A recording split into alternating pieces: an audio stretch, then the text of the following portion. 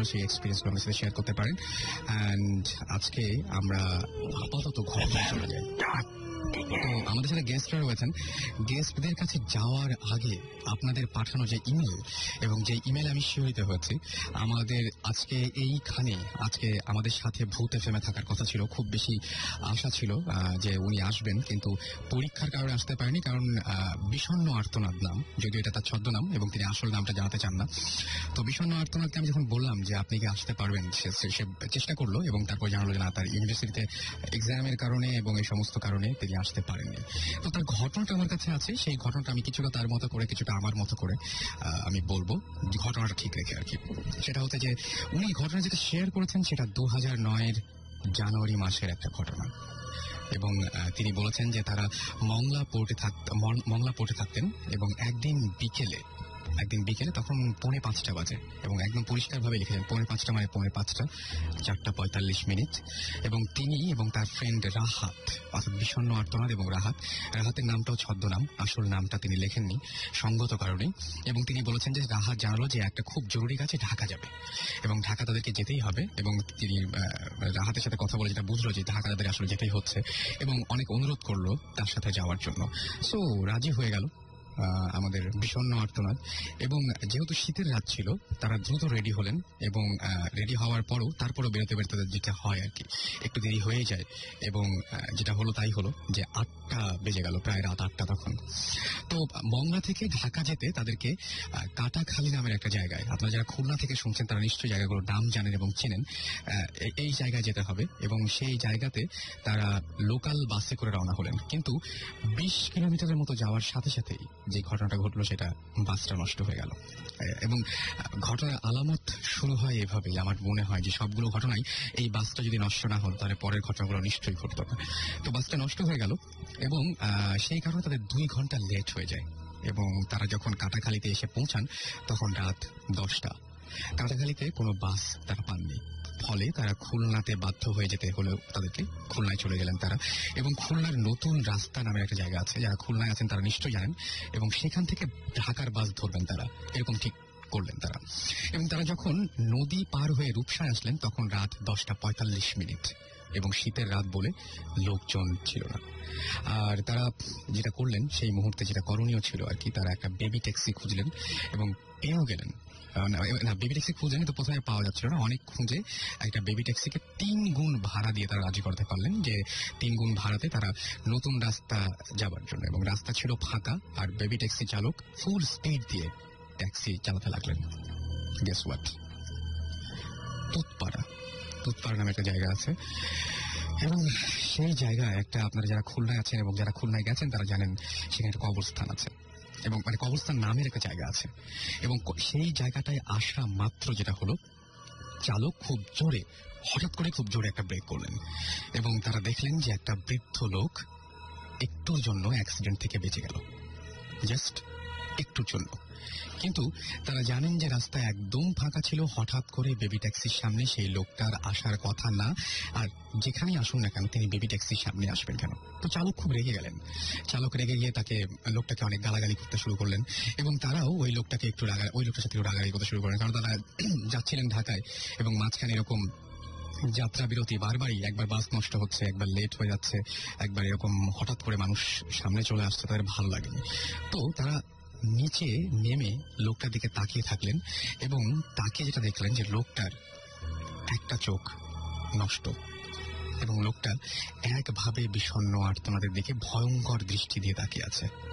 রাহাত এটা খেয়াল করেছিল এবং খুবই ভয় পেয়েছিল রাহাত এবং তারা দুজনেই। দ্রুত তারা ট্যাক্সি চালানোর জন্য চালককে বললেন যে তাড়াতাড়ি চলেন। এরপর যখন তারা গোয়ালখালী নামের একটা জায়গা, সেই জায়গায় আসলেন তখন তাদের ট্যাক্সি হঠাৎ করে থেমে যায় এবং চালক ওয়েট করতে বলেন। গোয়ালখালী থেকে নতুন রাস্তা খুব বেশি দূরে না, আর তাই তারা ভ্যান খুঁজতে লাগলেন। এবং গোয়ালখালীতে একটা কবরস্থান আছে, আজব ব্যাপার, মানে প্রত্যেকটা জায়গায় একটা করে কবরস্থানে, এবং সেই জায়গাতেই সামহাও তাদের ব্রেক করতে হচ্ছে, সেই জায়গাতেই এসে ঘটনাগুলো ঘটছে।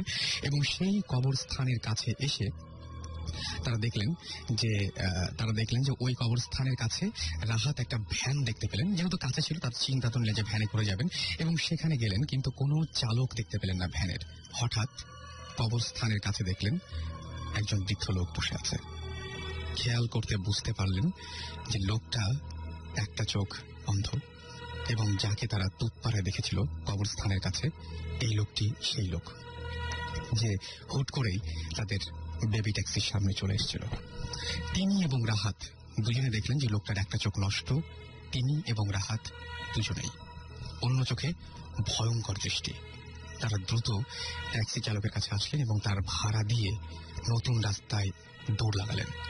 নতুন রাস্তায় এসে তিনি দেখলেন যে বাস ঢাকা যাচ্ছে, এরকম একটা বাস তারা পেয়ে গেলেন। তাড়াতাড়ি বাসে উঠলেন এবং বাস যথারীতি প্রায় ফাঁকা, এবং তারা পিছনের দিকে বসলেন। আর ঘটনাগুলো যারা এতক্ষণ ধরে ঘটলো, যে অদ্ভুত ঘটনাগুলো, সেই ঘটনাগুলো আলোচনা করতে লাগলেন। যশোর চলে আসছে প্রায়, বাস আবারও হঠাৎ করে ব্রেক করলো, এবং তারা এই ঘটনা তাদের কাছে ভয়ঙ্কর রকমের অস্বাভাবিক লাগলো, যেরকম বারবার কেন হচ্ছে, কি হয়েছে দেখার জন্য তিনি এবং রাহাত জানালা দিয়ে তাকালেন এবং দেখলেন একটি লোক দাঁড়িয়ে আছে, তাদের দিকে তাকিয়ে আছে। লোকটির একটি চোখ অন্ধ। লোকটিকে এরও আগে দুবার দু জায়গায় দেখেছে। একটা চোখ নষ্ট এবং ভয়ঙ্কর দৃষ্টি আর একটা চোখের। বাস ড্রাইভারকে তারা জিজ্ঞেস করলেন কি হয়েছে। ড্রাইভার বলল, হঠাৎ করে এক বৃদ্ধ বাসের সামনে চলে এসেছি, একটু হলেই অ্যাক্সিডেন্ট হতো। আমি ড্রাইভারকে বললাম আশেপাশে, অর্থাৎ বিষণ্ণ আর্তনাদ। জিজ্ঞেস করলেন আশেপাশে কি কোনো কবরস্থান আছে। ড্রাইভার বলল হাতের বাম দিয়ে একটা কবরস্থান, এবং ওই লোকটা কবরস্থানের দিকে যাচ্ছিল। সো কি মনে হয় আপনাদের? এরপর তিনি এবং রাহাত সারাটা পথ সূরা পড়তে পড়তে গেলেন, এবং যাত্রা পথে কোনো প্রবলেম হয়নি। কিন্তু প্রবলেম শুরু হয় 2 মাস পর, যা তিনি অন্য কোনো একদিন শেয়ার করতে চেয়েছেন আমাদের সাথে। মূল ঘটনাগুলো এরপরে ঘটতে শুরু করে। আমরা চাইবো যে বিষণ্ণ আর্তনাদ, আপনি হয়তো শুনছেন আমাদেরকে, আমি জানি আপনি শুনছেন, এবং আপনি চেষ্টা করুন যদি ঢাকায় আসেন এর মাঝখানে, প্লিজ জাস্ট আমাকে একটা কল করবেন, এবং আশা করবো যে আপনার এই ভয়ঙ্কর যে এক্সপিরিয়েন্সগুলো ঘটেছিল সেই ঘটনাগুলো আমরা চাই সবার সাথে শেয়ার করতে। এবং বিষণ্ণ আর্তনাদ তার ইমেলটি শেষ করেছেন এভাবে যে তুৎপাড়া কবরস্থানের বৃদ্ধ লোকটি সাথে রাগারাগি করা ঠিক হয়নি। আমি আজও অনুতপ্ত। আমি ওই বৃদ্ধ লোকটির কাছে ক্ষমা চাই। সো আমি জানি না যে আপনাদের এরকম কোনো ঘটনা আছে কিনা। যদি থাকে তাহলে শাউট লিখে স্পেস দিয়ে আপনার নাম লিখে স্পেস দিয়ে আপনার মেসেজ লিখে পাঠিয়ে দিন 9840 নাম্বারে। আমরা চলে যাই আমাদের গেস্টের কাছে। অ্যান্ড আরও একবার যারা মিস করেছেন বা এইমাত্র জয়েন করলেন তাদেরকে বলি ম্যারি ক্রিসমাস, শুভ বড়দিন, অনেক অনেক শুভেচ্ছা বড়দিনের। শুনছেন সবসময় রেডিও ফুর্তি, চলছে ভূত FM, সাথে আছি রাসেল, আর আমাদের সাথে আছেন গেস্ট। সো শুরুতে আপনার নামটা একটু জানি, আপনার কি নাম? আমি সুপ্তি, আমি উত্তরা থেকে এসেছি। আজকে আমার হাজবেন্ডের সাথে আমার কিছু এক্সপেরিয়েন্স শেয়ার করতে। ওকে, আর হাজবেন্ড, অর্থাৎ হাজবেন্ড তো নাম নিশ্চয়ই নয়, হাজবেন্ডের নামটা জানি। আচ্ছা, আমি সাব্বির, আমি আর সুপ্তি একসাথে উত্তরাতে থাকি। আর আজকে আমরা রেডিও ফুর্তিতে এসেছি, আমাদের দুজনের কিছু এক্সপিরিয়েন্স আপনাদের সাথে শেয়ার করবো। বেসিক্যালি আমাদের লাস্ট শো এর পরে আমাদের রেগুলার লিসনার সুপ্তি আমাদের একটা ইমেল করেন। সেই ইমেলটা পড়ে আমি ইন্টারেস্টেড হই এবং তার সাথে যোগাযোগ করি। পরে দেখি যে ঘটনাটা তাদের দুজন নিয়ে ঘটেছে, তাই না? সুপ্তি এবং আপনি দুজনের সাথে একসাথে ঘটেছে, এবং সেই ঘটনাগুলো আপনারা চেয়েছিলেন যে আমাদের সাথে শেয়ার করবেন। তো আমরা একটা বাড়ির কথা জানতে পারি, যে বাড়িটাতে আপনারা এখন থাকেন। সেই বাড়িটাতে আগেও কিছু ঘটনা ছিল। সুপ্তির আগে ওই বাড়িতে আপনি ছিলেন ন্যাচারালি, সেটা বিয়ের আগে। এন্ড ওই বাড়িতে আপনার কি এক্সপিরিয়েন্স হয়েছিল সেটা আমি আগে শুরুতে জানতে চাইবো। আচ্ছা ঠিক আছে, আমি যেভাবে বলবো যে আমার বিয়ের আগে আমরা এখন বেসিক্যালি যে রুমটাতে থাকি, তো ওই রুমেই আমরা আমি আগে ছিলাম, এবং সেই রুমেরই একটা ঘটনা যেটা হলো যে একদিন আমি রাতে ঘুমিয়েছি, তো ঠিক ভোরের একটু আগে আমি ডান দিকে কাত হয়ে শোয়া, এবং সেই অবস্থাতেই হঠাৎ করে আমার একটু ঘুমটা ভেঙে যায়। আচ্ছা। আর সেই সময় আমার যখন ঘুমটা ভাঙার পরে আমার দিক আমার দিকেই ছিল জানলাটা, এবং আমি জানলার দিকে দেখতে পাই যে আস্তে আস্তে ভোর হচ্ছে। ওকে, পুরোপুরি ভোর তখনও হয়নি, কিন্তু ঘুমটা ভাঙার সাথে সাথেই আমি আস্তে আস্তে অনুভব করলাম যে কিছু একটা আমার ঠিক পিছন দিক থেকে খুব শক্ত করে আমাকে ধরে রাখছে, এবং খুব জোরে। আচ্ছা। এবং যেটা হচ্ছিল যে এতই জোরে সে আমাকে ধরে রাখছে যে আমি 1 ইঞ্চিও পর্যন্ত নড়তে পারছিলাম না। আচ্ছা। আপনি কি পেছনে ঘুরতেও পারছেন না, না, আমি দেখতেও পেছনে পাচ্ছেন না? ঘুরে যে দেখবো যে কেউ কি আমাকে পিছন থেকে কেউ মানে ধাক্কা দিয়ে বা খুব জোরে আটকে রেখেছে কিনা বা কিছু একটা আছে কিনা, আমি কোনোভাবে মুভ করতে পারছিলাম না। এবং যেটা হয়েছিল যে আমি একটু যে গলা দিয়ে একটা আওয়াজ বের করব, সেটা আমার সম্ভব হচ্ছিল না একদম। মানে আমার মনে হচ্ছে যেন আমার গলা দিয়ে আমি অনেক ট্রাই করছি এবং একটা গোঙানির মতো একটা শব্দ বের হয়। মোবাইল ধরলে এরকম হয় কিন্তু। হ্যাঁ, কিন্তু মোবাইল ধরলে হয় যেটা হয় যে রাতের বেলা যদি কেউ ঘুমের অবস্থা থাকে সেই ক্ষেত্রে হয়, কিন্তু আমি তখন পুরো মানে সজাগ, একদম ভেঙে গেছে। ঘুমটা ভেঙেছে এই কারণে। তো যেটা হয়েছে যে আমি অনেকক্ষণ চেষ্টা করছি যে আমি কিছু একটা বলবো, চিৎকার করবো বা কিছু একটা বলার, বাট সেই জিনিসটা আমার পিছন দিক থেকে এমন ভাবে আঁকড়ে আছে এবং মনে হচ্ছে যে সে আস্তে আস্তে আমার ঘাড় দিকে খুব শক্ত করে ধরে রাখছে যেন আমি একটু মুভ না করতে পারি। তো অনেকক্ষণ পরে ভাবে অনেকক্ষণ চলার পরে মানে আমি একটু জাস্ট গলা দিয়ে আমার একটা জাস্ট আমার যত মনে পড়ে আমি আল্লাহ বলে একটা চিৎকার করি, মানে চিৎকার ঠিক না, জাস্ট একটা আওয়াজ বের হলো। এবং সাথে সাথে আমি দেখলাম যে আমি মানে মুভ করে উঠছি, মানে সে জিনিসটা হঠাৎ করে আমাকে ছেড়ে দিচ্ছে, হালকা হয়ে গেছে। এবং আমি তখন পুরো আমার শ্বাস ওঠানামা করছে এবং আমার মনে হচ্ছে যে মানে শরীরে ঘাম ঝরতেছে এরকম একটা অবস্থা। এবং আমি দেখলাম যে বাইরে একটু একটু ভোর হচ্ছে তখন। মানে সেটা যাই হোক, মানে জিনিসটা এরকম ছিল যে মানে আমি একদম মানে পুরো স্টাক হয়ে গিয়েছিলাম, এক সেকেন্ডের জন্য আমি মুভ করতে পারছি। খুবই অদ্ভুত ব্যাপার যে আমাদের কাছে এবারও অনেক ইমেল এসছে এবং সেই ইমেলের মেইন যে ঘটনাগুলো, যে ঘটনা শেষ হয় যখন ভোরের আজানটা দেয়, এই সময় এসে ঘটনাটা শেষ হয়ে যায়। আমার ক্ষেত্রে সেটাই, যে আমার যেটা মনে হচ্ছে তখন পুরো ভোরের আলো, আকাশ পরিষ্কার, এবং তখন হয়তো আজানও দিয়ে দিয়েছে, আমি যদি আজান শুনতে পাইনি, বাট আমার আল্লাহ শব্দটা বলা হোক বা ওই আজানের শব্দই হোক, জিনিসটা তখনই আমাকে মানে রিলিজ করলো এবং ছাড়লো এবং তখনই আমি মুভ করতে পারলাম। এই ঘরে সুক্তির কি অভিজ্ঞতা হয়েছিল? একই ঘর তো? জি, একই ঘর, কিন্তু আমি যেটা বলতে চাই যে আমাদের বিয়ে মেনলি 2 বছর হয়েছে। তো ফার্স্ট ইয়ারটা আমরা ওই ফ্লোরে ছিলাম না, আমরা নিচের ফ্লোরে ছিলাম। আচ্ছা। তখন কিন্তু কখনোই আমাদের সাথে এরকম কোনো ঝামেলা হয়নি, কিছুই হয়নি। তো 1 বছর পরে আমরা উপরে ফ্লোরে মুভ করলাম। তো আমার মনে আছে তখন এরকম জানুয়ারি ফেব্রুয়ারির দিকে, আচ্ছা, মানে এই ইয়ারের ফার্স্টের দিকে। হ্যাঁ, সময়। তো একদিন যেটা হলো, আমরা রাতেবেলা যেহেতু দুজনেই কাজ করি, আমরা গল্প করছি বসে বসে। তো একটা বন্ধ দরজা যদি আপনি বাইরে থেকে খুব জোরে কেউ টানার চেষ্টা করে, যে চার্ক করলো কেউ জোরে, খুব জোরে দরজাটা, তখন আমরা দুজনেই মানে দুজনে দিয়ে তাকালাম যেটা কি হলো, বা মানে এটা কি হলো, মানে এরকম তো হওয়ার কথা না। তখন বাজে রাত 2টা থেকে 2:30 বাজে। তো তখন মানে আমরা দুজনেই এত ভয় পেয়ে গেলাম যে দুজনকে জিজ্ঞাসা করলাম না যে কি হলো, আমরা জাস্ট চুপ করে জাস্ট চলো ঘুমিয়ে যাই, মানে ঘুমিয়ে পড়লাম। তখন থেকে আস্তে আস্তে করে ঘটনাগুলো স্টার্ট হলো। একদিন যেটা হলো, আমার বেডরুমের যে ফ্রেশ রুমটা আছে সেটা আমার রুমের সাথে অ্যাটাচড না, মানে অ্যাটাচ বাদ না, তো বাইরে আছে। তো এরকমই রাত 3টা বাজে এরকম আমি ওয়াশরুমের দিকে যাচ্ছিলাম। তো আমার ওয়াশরুমের দরজাটার পাশে কিচেনের দরজাটা, আচ্ছা, তো কিচেনের দরজাটা আমি জাস্ট ওয়াশরুমের দরজাটা খুলবো, এ সময় দেখতে পেলাম যে কিচেনের পাশে যে স্টোর, কিচেনের ভেতরে স্টোর আছে, একটা স্টোর রুমের দরজার সামনে কেউ একজন দাঁড়িয়ে আছে। পরিষ্কার দেখেছেন? একদম পরিষ্কার, কারণ আমি তো জানি যে অন্ধকারে তো আমি বুঝতে পারবো যে আমার বাসায় কোথায় কি আছে, আর ওখানে এরকম না বাইরে থেকে আলো আসছে, কেউ একজন দাঁড়িয়ে আছে। তো আমি বোঝাতে পারবো না, আমি জাস্ট মানে ওখানে আমার হাত পা জমে গেছে, আমি জাস্ট মুভ করতে পারতেছি না ওখান থেকে, যে আমি কি করবো তখন বুঝতে পারতেছি না। আপনাদেরকে এগিয়ে আসা বা এরকম কোনো কিছু? দাঁড়িয়ে আছে কিছু একটা। আচ্ছা, এরকম একটা ঘটনা আমি শুনেছিলাম যে সাধারণত বাথরুমে বা আমরা যে সমস্ত ওয়াশরুম যাই বলি কেন, সেখানে ঢোকার আগে একটা দোয়াও আছে এবং 3বার নক করে তারপরে ঢুকতে হয়। তো আপনি কি সেদিন হুট করে ঢুকেছিলেন? এরকম কিছু হয়েছিল? না, এরকম কিছু না, আমার যতদূর মনে পড়ে আমি কিন্তু ওয়াশরুমে দেখিনি, স্টোরের সামনে। ওকে। তখন আমি সাথে সাথে রুমে চলে আসি এবং আমি জিনিসটা কারোর সাথেই শেয়ার করিনি। রাত 3টা বাজে আমি কাউকে জাগিয়ে যে বলবো আমি এটাও বলিনি। এবং তার 3-4 দিন পরেই আমার হাজবেন্ডের সাথে সেম ঘটনা হলো। আচ্ছা, আপনার সাথে কি হয়েছিল? আচ্ছা, এই প্রসঙ্গে আমি আরেকটা জিনিস বলি। ও যে ঘটনাটা বললো, এই ঘটনাটা ঠিক পরের দিনে আমি আপনাকে হয়তো বলেছিলাম এর আগে যে আমাদের বাসার যে কাজের মেয়েটা আছে, যে রান্না করে যে মেয়েটা, আপনি টেলিফোনে আমার সাথে যখন কথাটা তখন বলেছিলাম যে তার সাথে বেসিক্যালি কিছু মানে আমরা যতদূর শুনেছি সেটা হলো যে সে নিজেই বলেছে যে তার সাথে 7 জন আছেন। হ্যাঁ, 7 জন আছেন এবং তারা কখনো কোনো ক্ষতি করে না, তার শুধু নামাজের জন্য বলে, ভালো ভালো কথা বলে।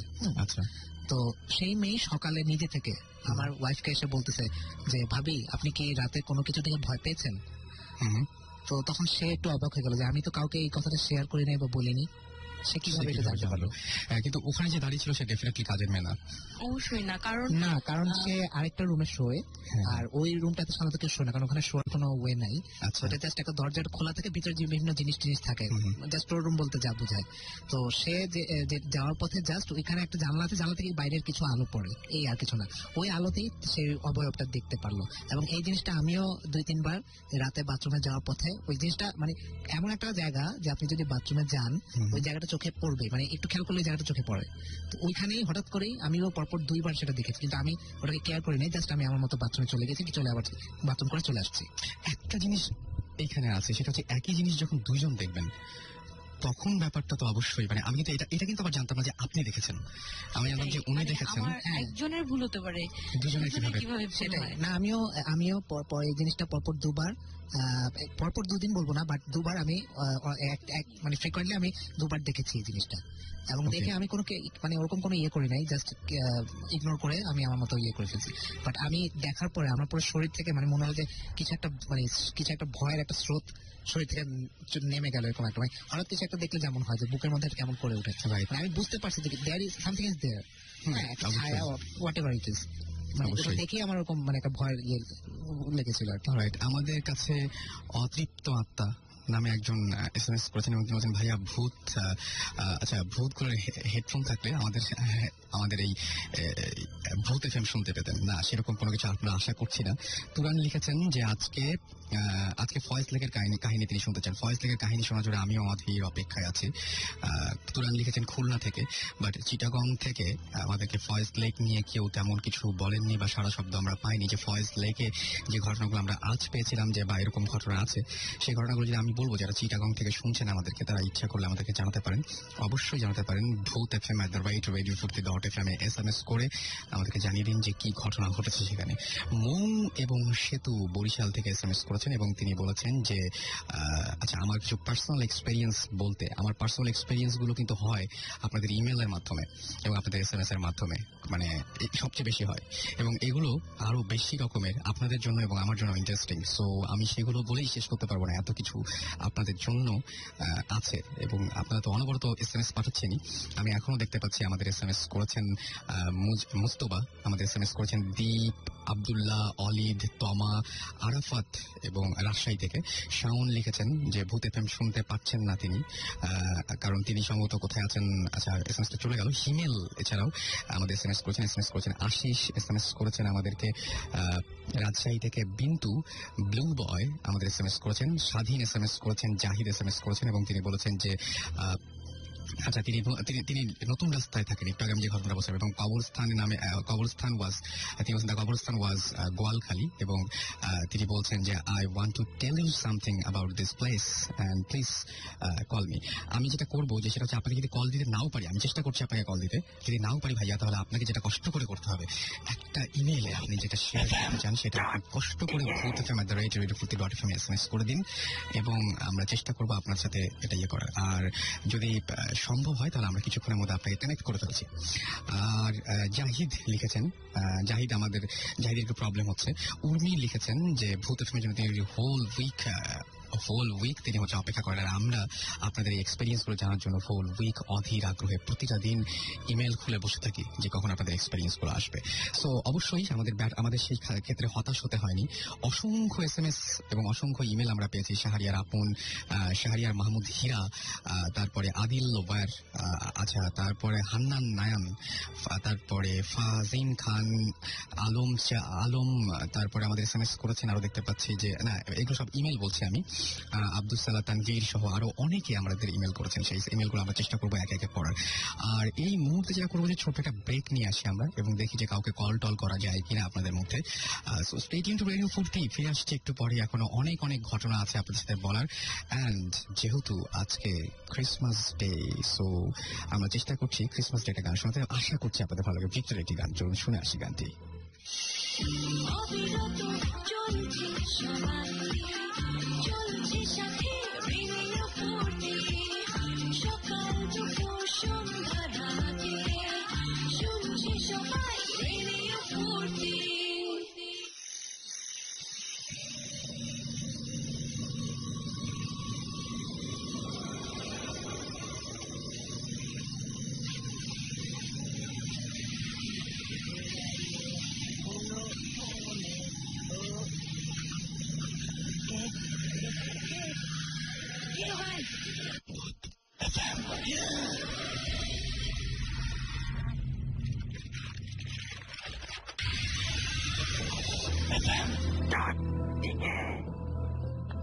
দ্যাটস রাইট, শুনছেন সবসময় রেডিও 50 চলছে ভূত এফএম, সাথে আছে রাসেল এবং আমাদের সাথে রয়েছেন আজকে আমাদের গেস্টরা। আর আমরা এসএমএস পাচ্ছি, অনেক এসএমএস পাচ্ছি, আমাদেরকে এসএমএস করে আপনারা জানিয়ে দিচ্ছেন আপনাদের অভিজ্ঞতার কথাগুলো। আমরা একটু আগে যে যিনি স্বাধীন বলেছিলেন যে স্বাধীন নতুন রাস্তায় থাকেন এবং তিনি শেয়ার করতে চাইছিলেন, তাকে আমরা ফোন করেছিলাম, বাট আনফর্চুনেটলি আমরা পাইনি তাকে। সো তার কাছ থেকে জানা হলো না ঘটনাটা কি। বাট যদি কেউ জানেন তাহলে অবশ্যই আমাদের এসএমএস করে বলতে পারেন যে আপনি কথা বলতে চান। শাউট লিখে স্পেস দিয়ে আপনার নাম লিখে স্পেস দিয়ে আপনার মেসেজ লিখে পাঠিয়ে দেবেন 9840 নাম্বারে। আচ্ছা, আমি আরো বেশ কিছু ঘটনা এবারের পেয়েছি, সেই ঘটনাগুলো নিয়ে ফিরে আসবো। তার আগে আবারও গেস্টদের কাছে চলে যাবো। আমরা একটা বাসার মধ্যে ছিলাম এবং সেই বাসার বিভিন্ন ঘটনা আমরা জানছিলাম। সত্যি কি হয়েছিল তারপরে ওই বাসায়, আর কি কি ঘটনা আপনাদের সাথে হয়েছিল?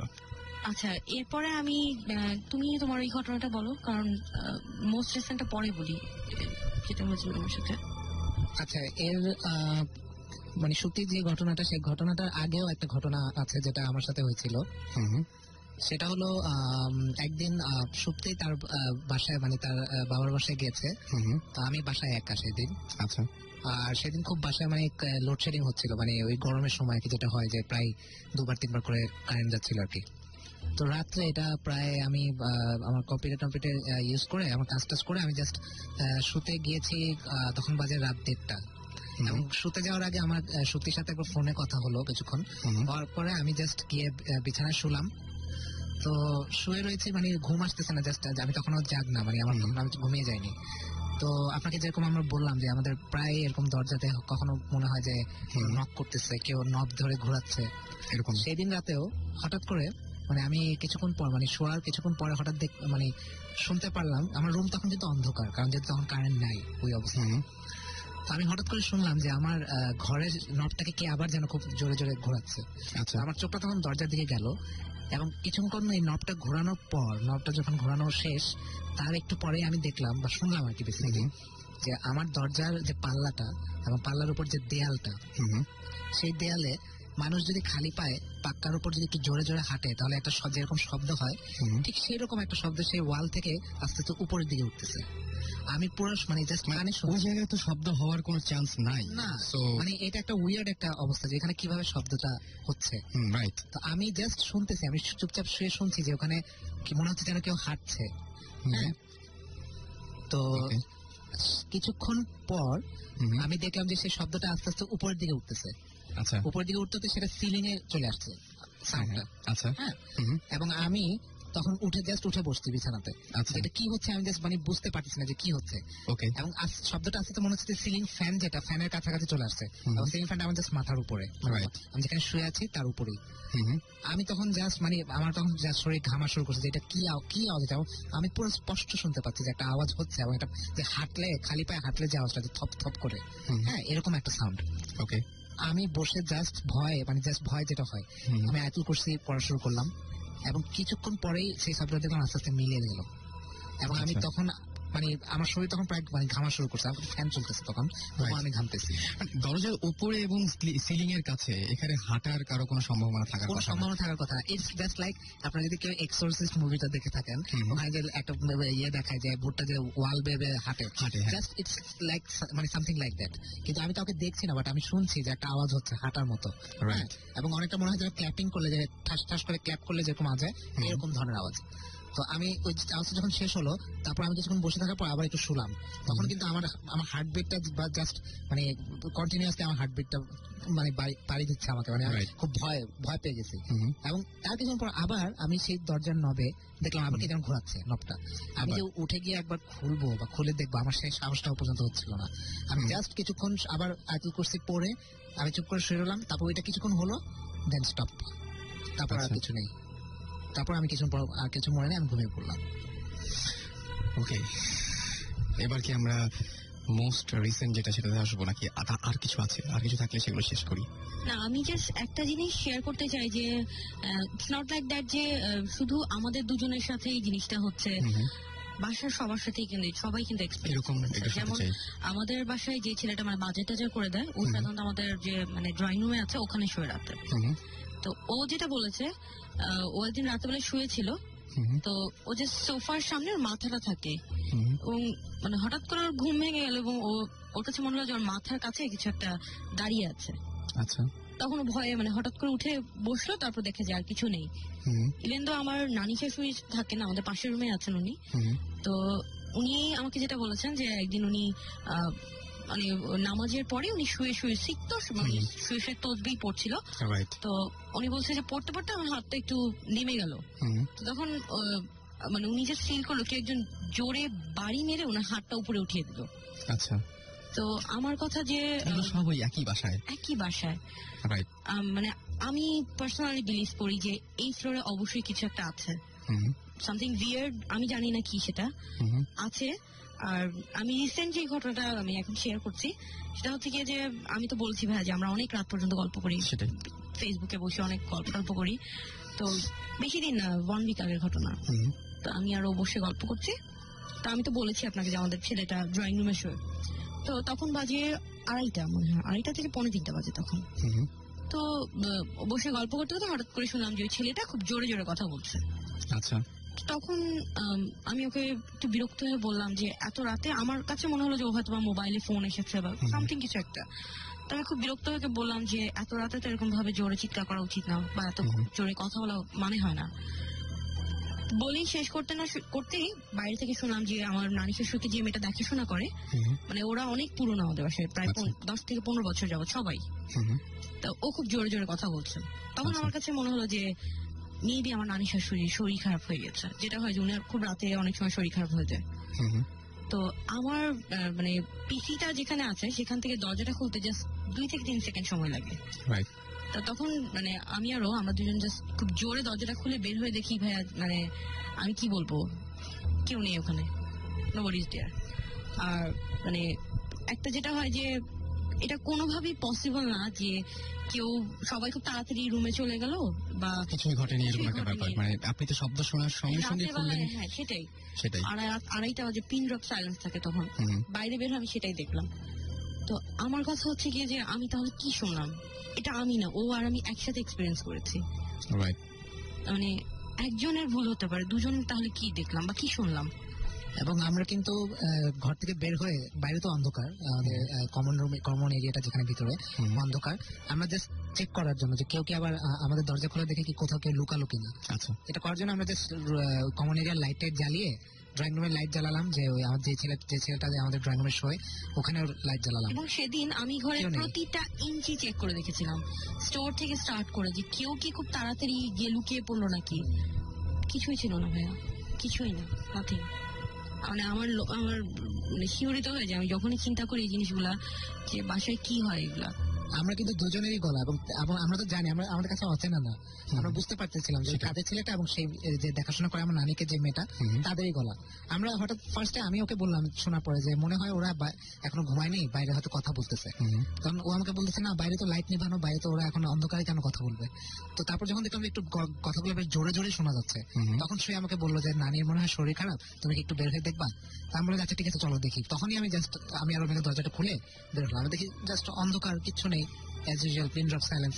ওখানে নাক ডেকে আমাদের কাজে ছেলেটা ঘুমাচ্ছে। তারপরে আমরা আবার লাইট জ্বালালাম, লাইট জ্বালিয়ে দেখলাম যে কেউ কোথাও আছে কিনা বা কেউ কোথাও লুকালো কিনা বা আমাদের কথা শুনে বা এরকম কোনো কিছু হলো কিনা, আমরা সবকিছু চেক করলাম, নাথিং ওয়াজ দেয়ার। ওকে, মানে তারপরে এখনো কি সমস্যা হয়ে যাচ্ছে? মানে এটা রিসেন্ট, মানে কতদিন আগে হয়েছে এই সমস্যাটা? 1 উইক। আমাদের SMS এই মুহূর্তে যে কটা এসছে সেটা হচ্ছে 66666। ওকে, যারা SMS এখনো পাঠানি তাদেরকে বলবো যে শাউট লিখে স্পেস দিয়ে আপনার নাম লিখে স্পেস দিয়ে আপনার মেসেজ লিখে পাঠিয়ে দিন 9840 নাম্বারে। এবং আমরা আরো ঘটনা শেয়ার করতে চাই। এরপরে আর কিছু আছে বাসা সম্পর্কে কিছু বলতে চান, বা আর কারোর সাথে কোনো কিছু ঘটেছে, এরকম কিছু হয়েছে যে কারোর সাথে কোনো কিছু ঘটেছিল কিনা মনে পড়ে? আসলে ওরকম মানে ভয়ঙ্কর কিছু হয়েছে বলে মানে আমি এরকম এখন এই মুহূর্তে বলতে পারছি না। বাট আমি যে আপনাদেরকে বললাম যে আমাদের যে বাসায় যে কাজের মেয়েটা থাকে, যে পজেসড বেসিক্যালি, যার সাথে যে 7 জন জিন আছে বলে সে সবসময় আমাদেরকে বলে, তো তাকে নিয়ে মানে আমার নানির আবার একটা সবসময় একটা অভ্যাস যে উনি এরকম জিম টিম ঘরে একটা আসর বসিয়ে জাস্ট জিজ্ঞেস করা যে আমাদের ঘরের উন্নতি হবে কিনা, এরকম একটা আগেকার মানুষদের যেরকম একটা ইয়ে থাকে আর কি। তো উনি এরকম একদিন বাসায় একটা এরকম আসর বসান ওই মেয়েকে দিয়ে, তোমার সাথে তো ভালো ইয়েরা থাকে, তুমি একটু তাদেরকে আনো ডেকে জিজ্ঞেস করো যে আমাদের ঘরের ইয়ের উন্নতি হবে কিনা বা কি করলে উন্নতি হবে। তো সেদিন রাতে আমিও ছিলাম, মানে আমি জাস্ট ইন্টারেস্টিং যে আমার জাস্ট দেখার শখের জন্য আমি ওই রুমে ছিলাম যারা যেখানে ওই আসরটা বসানো হয়েছিল। তো দেখলাম সে জাস্ট কিছুক্ষণের মধ্যে বুঝে গেল যে সে মানে অন্যরকম, তার গলার স্বর চেঞ্জ হয়ে গেল এবং প্রথমে একজন আসলে সালাম দিল, সালাম দিয়ে বললো মানে এইভাবে বলতেছে যে আমাকে তোরা কেন ডাকলি, আমাকে কেন এত কষ্ট দিয়ে তোদের এখানে নিয়ে আসছিস, তোরা কি জানতে চাস আমাকে বল, জলদি বল, আমাকে যেতে হবে, আমাকে ছেড়ে দে, এভাবে বলতেছে। এবং এটা কিন্তু সে তার গলা দিয়ে বলতেছে, কিন্তু গলাটা একটা পুরুষের এবং খুব একদম শুদ্ধ ভাষায়। অথচ সেই মেয়েটা যখন আমাদের সাথে কথা বলে সে কোনো শুদ্ধ ভাষায় কথা বলে না, একদম মানে গ্রামের মেয়ের সাথে যেভাবে কথা বলে এই ধরনের। আমি মানে শুনতে এটা খুব ইন্টারেস্টিং। আমার আশেপাশে যারা আছে তারা বলতেছে যে আচ্ছা আমাদের এটা কিভাবে হবে, আর কিছুক্ষণ পর সে জিকির করতেছে এবং সে পুরুষ মানুষের গলায় আল্লাহু আল্লাহ করে জিকির করতেছে। আর আশেপাশে যারা আছে আমি তো জাস্ট দেখতেছি, আমি কিছু বলতেছি না, আমার নানি জাস্ট কোশ্চেন করতেছে এটা কিভাবে হবে, এটা কিভাবে। তো সে খুব মানে কতক্ষণ পর সে খুব রেগে যাচ্ছে যে আমাকে তোরা এতক্ষণ ধরে কেন আটকে রাখছিস, তোরা কিছু জিজ্ঞেস করতেছিস না কেন, আমাকে এখনই ছাড় বলে কিছুক্ষণ পর সে আবার চুপ হয়ে যাচ্ছে, আবার একটা সালাম দেয়। মানে এটার ঘটনাটা যেটা আমরা তার কাছ থেকে পরে শুনেছি যে তার 7 জনের মধ্যে 6 জন নাকি তার কাছে আসছিলেন, কারণ আমরা পর দেখছি 6টা সালাম সে দিয়েছিল। মানে এটা বোঝানোর জন্য একজনের পর একজন আসছেন তার কাছে। তো ওইটা বোঝানোর জন্য আমরা তখন দেখলাম যে মানে এইভাবে একজনের পর একজন আসলো, সালাম দিল, তারপর আবার যে এরকম সেম একই ল্যাঙ্গুয়েজ, আমাকে কেন তোরা ডাকলি, আমাকে কেন কষ্ট দিতেছে, আমাকে ছেড়ে দে, আমি চলে যাবো, কি জানতে চাস জলদি জিজ্ঞেস কর, এরকম 6টা ইয়ে করার পর তারপর আমরা তো যা বললাম ইয়েটে করলাম। এবং লাস্টে যেটা হলো যে সে যখন তাকে ছেড়ে গেল, তো ওই দিন যেটা হয়েছিল একটা ব্যাপার ইন্টারেস্টিং, বাই এনি চান্স আমার নানি মানে উনি তো বয়স্ক মানুষ, উনি তো অনেক কিছু বুঝেন না, একটা কথা জিজ্ঞেস করছে, তো ওটাতে উনি একটু মানে রাগ হয়ে গেছেন, যার জন্য যেটা হয়েছে আমাদের সামনে আমাদের কাজের মেয়েটাকে একটা থাপ্পড় মারছে, ওই মানে ওনার যে জিন, এটা বোঝা গেছে যে তাকে যে থাপ্পড়টা মারছে। এটা আপনারা বুঝতে পেরেছেন? হ্যাঁ, আমি তো ছিলাম সামনে, আমি দেখতেছি পুরো জিনিসটা। আমি দেখলাম যে তাকে যে মারছে জিনিসটা পুরো বোঝা গেছে। এবং সে যখন তাকে ছেড়ে চলে গেছে জিনিসটা, তখন সে অনেকক্ষণ মাটিতে শোয়া, অনেকক্ষণ তাকে আমরা ডাকতেছি, সে উঠতেছে না। তারপর যখন সে উঠলো, সে আমাদেরকে বলতেছে যে আপনারা এটা কেন করলেন। আমরা বললাম কি করছি আমরা, বলে আপনারা এই অভদ্রতাটা করলেন, এর জন্য আমার যে গুরু ছিলেন উনি আমার মানে মাইক দিয়েছেন এবং আমাকে বলছেন তোদের এই বেয়াদবি আমরা কখনোই মাফ করবো না, তোদের এটা খুব খারাপ করছিস তোরা। তা আমি পরে দেখলাম যে আসলে ওর গালের এখানে একটা দাগ ছিল। আমি মানে প্রথমে আমি ইয়ে করি মনে করছি হয়তো সে এমনি ফেক বলতেছে, বাট আমি আসলে দেখলাম যে তারপরে এখানে একটা দাগ। তখন আমি বুঝলাম যে তাকে আসলেই একটা থাপ্পড়, তারা মানে তার ইয়ে যে ছিল সে থাপ্পড় মারছে আর কি তাকে। এরকম একটা ঘটনা আমার নিজের দেখা, এটা নিজের দেখার ব্যাপারটা, সেটাই খুবই অদ্ভুত এই ব্যাপারটা। লাস্টে যেটা শেয়ার করলেন সেটা আসলে অদ্ভুত। সো আমরা অনেক থ্যাঙ্কস জানাচ্ছি আপনাদেরকে যে এত কষ্ট করে আমাদের সাথে এসে জয়েন করেছেন আপনারা এবং এত রাতে, সেই জন্য অনেক অনেক ধন্যবাদ, অনেক অনেক থ্যাঙ্কস। আপনাকেও ধন্যবাদ এবং রেডিও ফুর্তি সকল লিসেনারকে আমাদের পক্ষ থেকে অনেক ধন্যবাদ এবং আবারও বড়দিনের শুভেচ্ছা। অবশ্যই সবাইকে বড়দিনের শুভেচ্ছা এবং অনেক অনেক happy merry Christmas to all of you. Okay, আর আমরা বড়দিনে বড় বড় ধরনের ভয় দেওয়ার চেষ্টা করছি আপনাদেরকে। সো আমাদের সাথে থাকুন। যারা SMS করতে চান বা SMS এখনো করেননি তাদেরকে বলবো শাউট লিখে স্পেস দিয়ে আপনার নাম লিখে স্পেস দিয়ে আপনার মেসেজ লিখে পাঠিয়ে দেবেন 9840 নম্বরে। চমৎকার একটা গান শুনে আসবো, আর সেটা হচ্ছে Annie song by John Denver. শুনছেন সারাক্ষণ সারাবেলা রেডিও।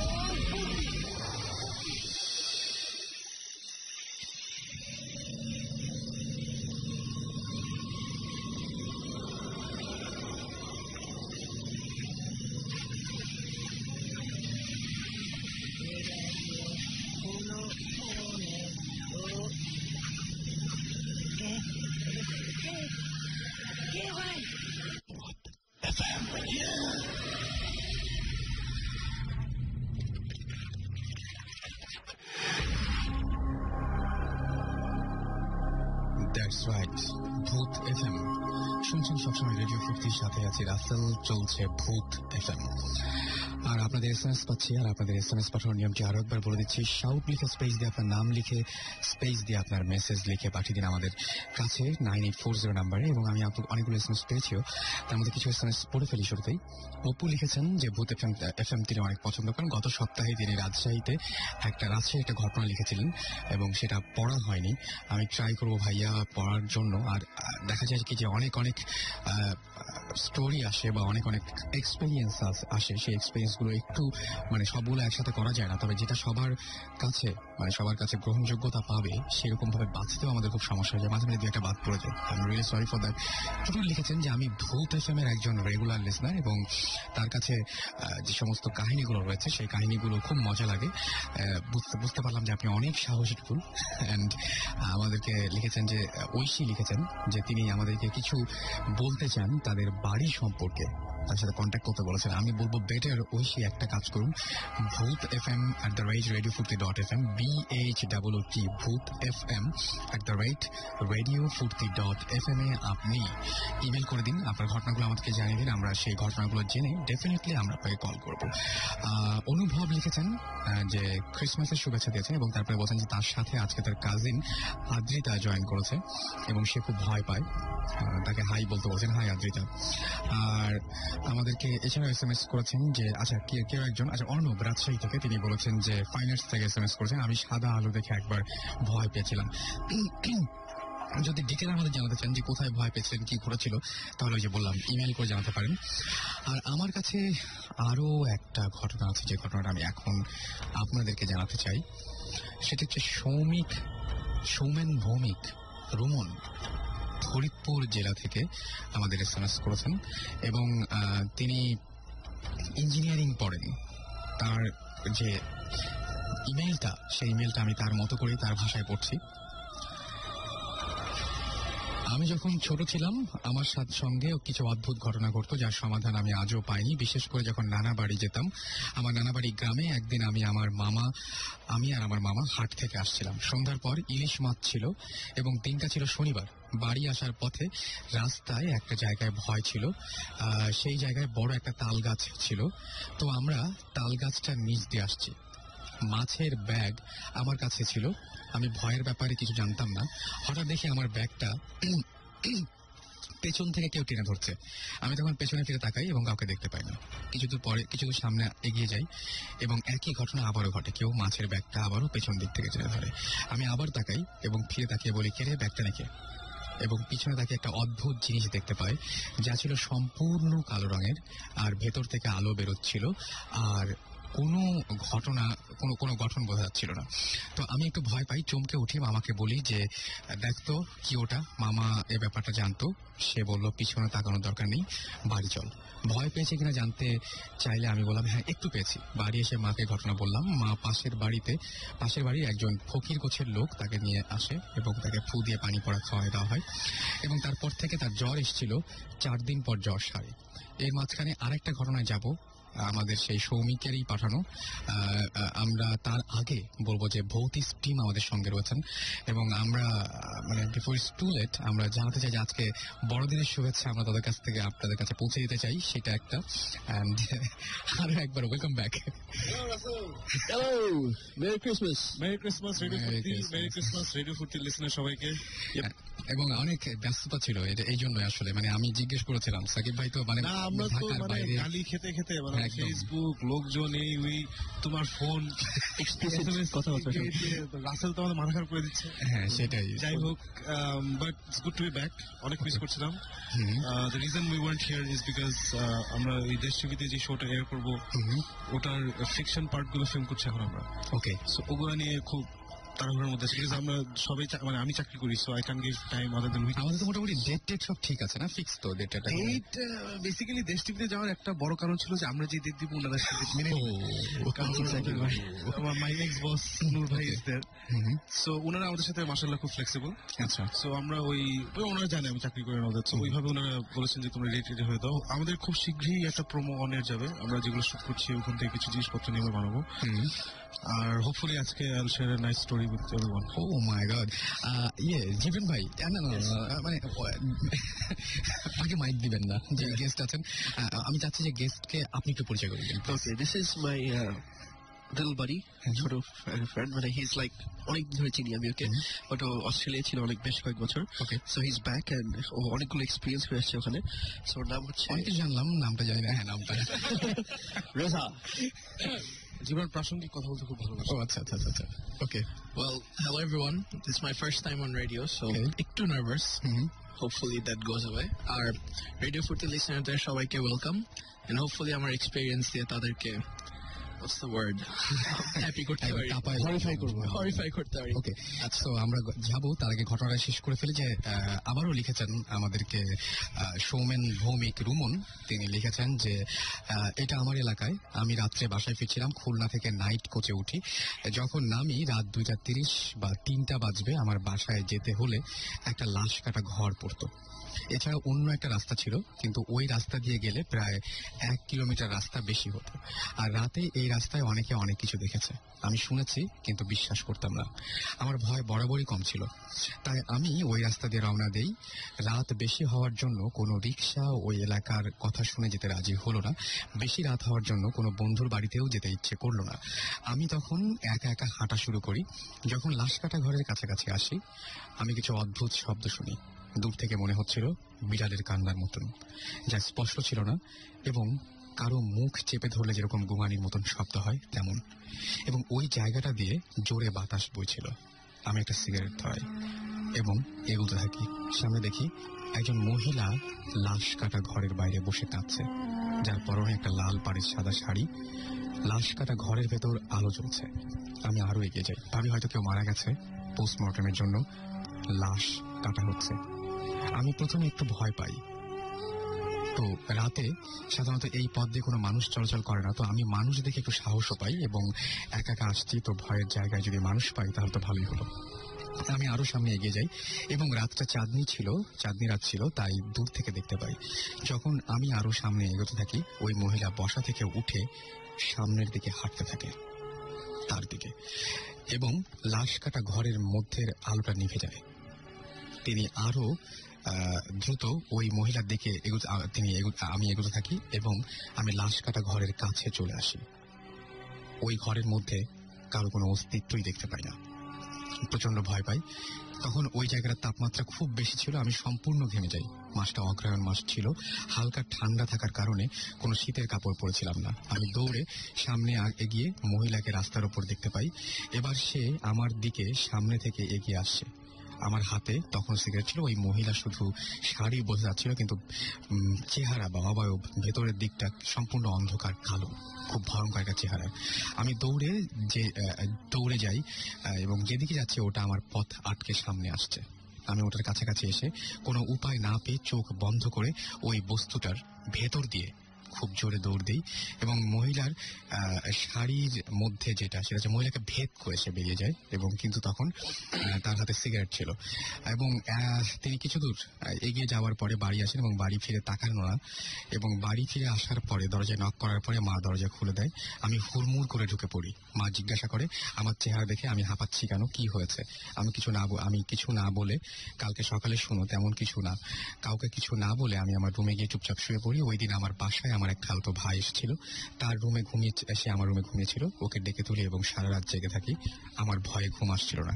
ওকে বললাম তুই এই রাতটুকু জেগে থাক। তখন প্রায় রাত 3:45 মতো বাজে। ভোর হওয়ার পর রাতে আসার সময় সব ঘটনা ওকে খুলে বললাম এবং বাসায় আসার পর আমার জ্বর এলো। ও আমাকে লেপ দিয়ে ঢেকে দিল। সকাল হওয়ার পর ও সবকিছু মার কাছে খুলে বলল। জ্বর হওয়ার পর আমার আর কিছু মনে ছিল না। মা কি ব্যবস্থা নিয়েছিল। আমার জ্বর 8 দিন ছিল। সুস্থ হওয়ার পর মার কাছে জানতে পারলাম এই একই ঘটনা আরেক লোকের সঙ্গে ঘটেছিল প্রায় 30-24 বছর আগে, যিনি প্রচন্ড ভয় পান এবং বাড়ি ফিরে আসার পর তার জ্বর হয় এবং তিনি 1 মাস পরে মারা যান। তারপর আমরা ওই এলাকা থেকে বাসা পাল্টে ফেলি এবং অন্য এলাকায় বাসা নেই। কিন্তু সেই রাতের ঘটনার পর আমি ওই এলাকায় কোনোদিন যাইনি, দিনেও না রাতেও না। আমি এতটাই ভয় পেয়েছিলাম। এই এক্সপেরিয়েন্সটা শেয়ার করেছেন ফরিদপুর থেকে সৌমেন ভৌমিক রুমন। থ্যাংকস। আমার একটা কথা বলতেই হয়, ওনার লেখার স্টাইলটা খুব সুন্দর। হ্যাঁ, আমি ওই জন্য চেঞ্জ না করে আমি একদম তার মতন করে ইয়ে করেছি যে মানে ওনার পুরো শুনে মনে হচ্ছে যে তুমি গল্পটা বলছো একদম। So congratulations mister Shobhan Upcoming Bhowmik. copywriter. আপনি আজকে বেস্ট রাইটার ইয়েটা পেয়েছেন। আসলে ভেরি ইন্টারেস্টিং এক্সপিরিয়েন্স। আনফর্চুনেটলি আমাদের এরকম কিছু এখনো হয়নি। আমরা খুব উদ্গ্রীব যে এরকম কিছুটা দেখবো, মানে হ্যাঁ, সামনাসামনি দেখা যাবে। সামনাসামনি আমরা কিছু এখনো দেখিনি। আমরা অনেক পোল্টারগাইস্ট অ্যাক্টিভিটি যেটা বলে, যে জিনিসপত্র পড়ে যাওয়া, হঠাৎ করে কিছু একটা চোখের কোণ দিয়ে চলে গেল। আর খুব কমন হচ্ছে, ওই একটা অলরেডি শেয়ার করেছি যে কল থেকে পানি পড়া শুরু করে, খুব কমন এটা। আর একটা হচ্ছে যে আলো দেখা যায়। তো আলো আমরা 90% কেসে উই ক্যান এক্সপ্লেন, ওকে, বিভিন্ন ভাবে এক্সপ্লেন করতে পারি, বাট এরকম এক্সপিরিয়েন্স এখন আমাদের হয়নি। ইনশাল্লাহ হবে। ও মাই গড, মানে হলে খুশি হন বলতে। হ্যাঁ, অ্যাবসলিউটলি, আমার ভয়টা লাগে না। ওকে, আমি চাচ্ছি এরকম। মানে উইথ ইউ অ্যারাউন্ড আমাদের প্রবলেম হচ্ছে যাই কিছু হয় তার একটা ব্যাখ্যা দাঁড়িয়ে যায়। ব্যাখ্যা দাঁড়িয়ে যায় না। ওকে নিয়ে গেলে কোথাও everything was suppose to happen হচ্ছে না। কিন্তু আমার কাছে মনে হয় কি একটা ভালো একটা সাইড আছে, সেটা হচ্ছে যে সাকিব ভাই আছে মানে কেউ একজন ভয়টা ভাঙাতে পারবে। মানে ভয়টা ভালো না, ওটা শিল্ড। ও একটা শিল, মানে ওকে মানে যত খারাপই হোক ওকে নিয়ে গেলে যা খারাপ আসছিল অর্ধেক। আমি একটা স্টোরি বলি, এখনই বলি। ওকে, পরে আসছি। সেটা হচ্ছে প্রবলি বিকজ আমার জন্য কিছু হয়নি হয়তো, সুমন ভাই এটা পরে আমাকে বলছে তুমি কিছু দেখে কিছু হয়নি। আসলে না, what can I do, part of the team, যেতে হবে। আমরা একটা খবর পেয়েছিলাম যে একটা বাসা আছে, ওখানে মানুষজন থাকে, পিপল লিভস দেয়ার। একটা রুম আছে, বাসাটা যেটা হয় যে রেগুলারলি যখন আমরা বাসা রং করি ওটা রং করা হয়, কিন্তু একটা রুমে রং করে কোনো লাভ হয় না। ওকে, রুমটার প্রত্যেকবারই যেই থাকে, it's a pretty old house, at least 40 years old। খুব পুরোনো না, 40 হাউস মানে 70 দশকের, 60 দশক, হ্যাঁ 70 দশকের বাসা। তো ওখানে ওই রুমটা রং করলেও ওই কিছুদিন পরেই রংগুলো নষ্ট হয়ে যায়। ওয়ালের, হ্যাঁ, ওই রুমের ওয়ালের রং নষ্ট হয়ে যায়। এবং এমন না যে মানে পুরো বাসাটা জল ছাদ আছে, এমন না যে উপর থেকে ড্যাম্প হয়ে যায় বা ইয়ে হয়, ওরকম কিছু নাই। ইয়ে একটা বাসা। সো ওই রুমে না কিরকম উল্টা পাল্টা আওয়াজ শোনা যায় মাঝে মধ্যে। মাঝে মধ্যে যখন কেউ থাকেন তখন ওদের অস্বস্তি লাগে।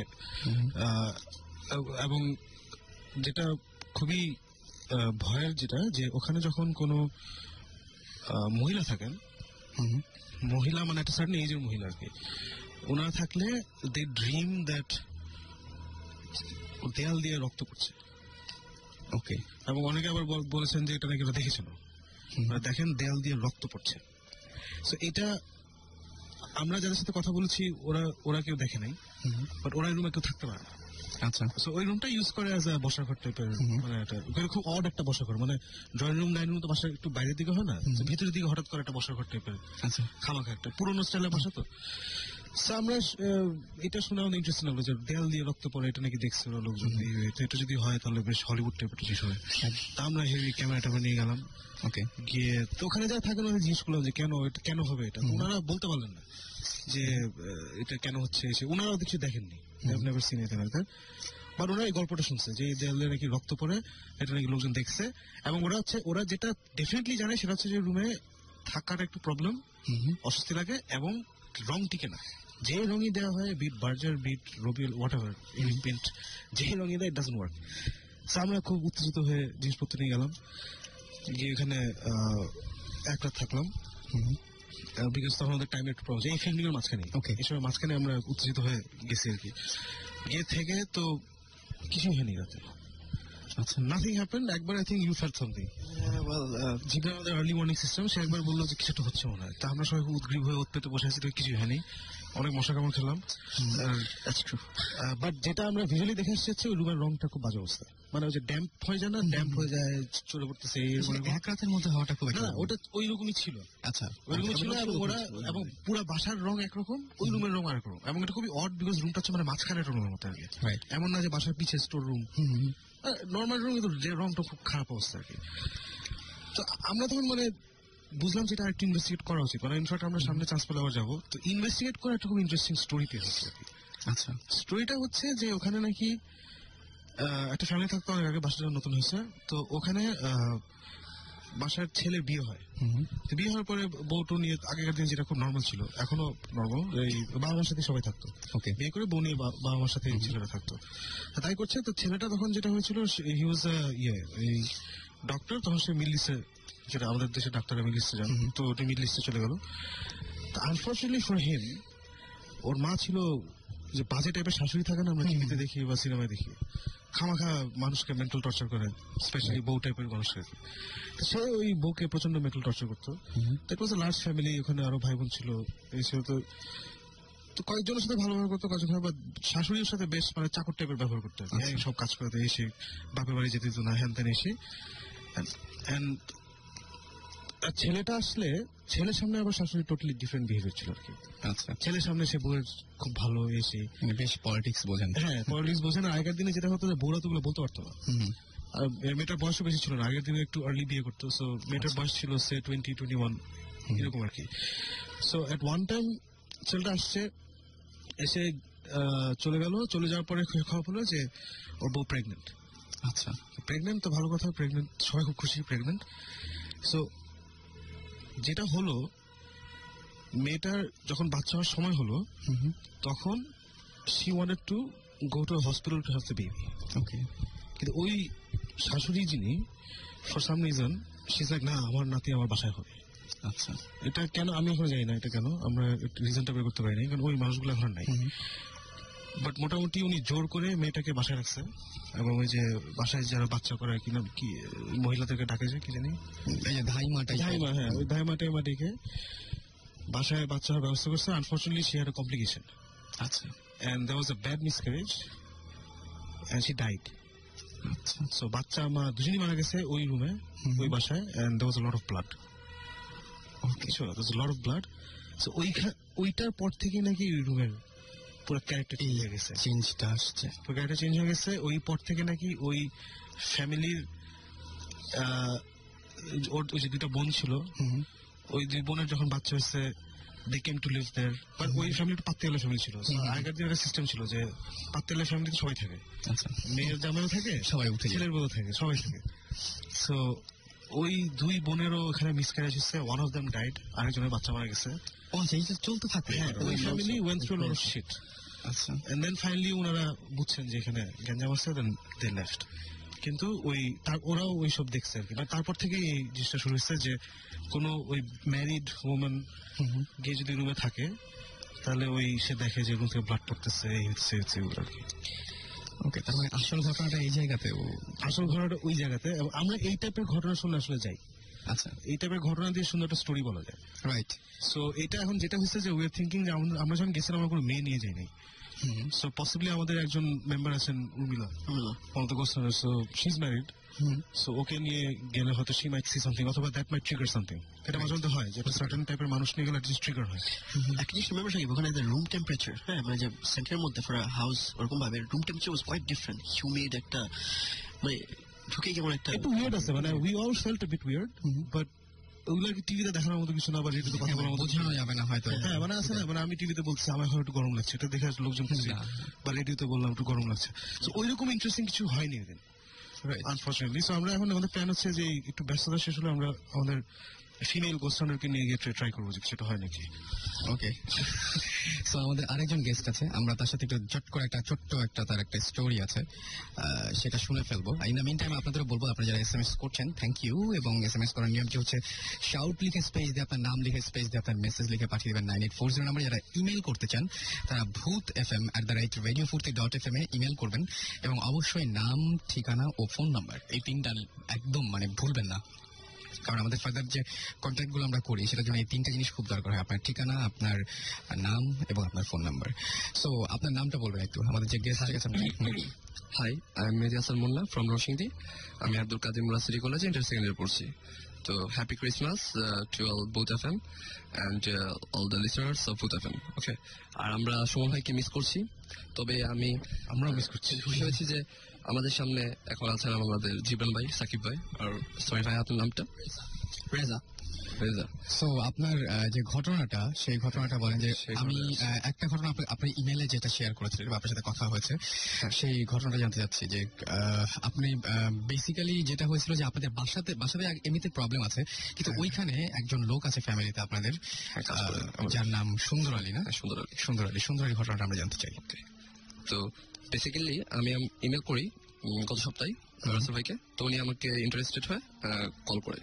তো আমি প্রথম রাজি হয়ে যাই, বাট আমার ফ্রেন্ড যে আসছে কিউবিয়া, তো ওকে ব্যাপারটা বলি। আমি ফার্স্ট আসতে চাইনি, তো এমনিতে অন্য কারণে আমি আসতে চাইনি, বাট সে আমাকে অনেক সাপোর্ট দিয়েছে আসার জন্য। তো কিবরিয়া, থ্যাংক ইউ। তো মেন ঘটনাটা যেটা হচ্ছে, আমাদের বাসায় একজন লোক সুন্দর আলী, উনি এমনিতে অনেক আগে থেকে কাজ করছেন এবং এখনো কাজ করছেন।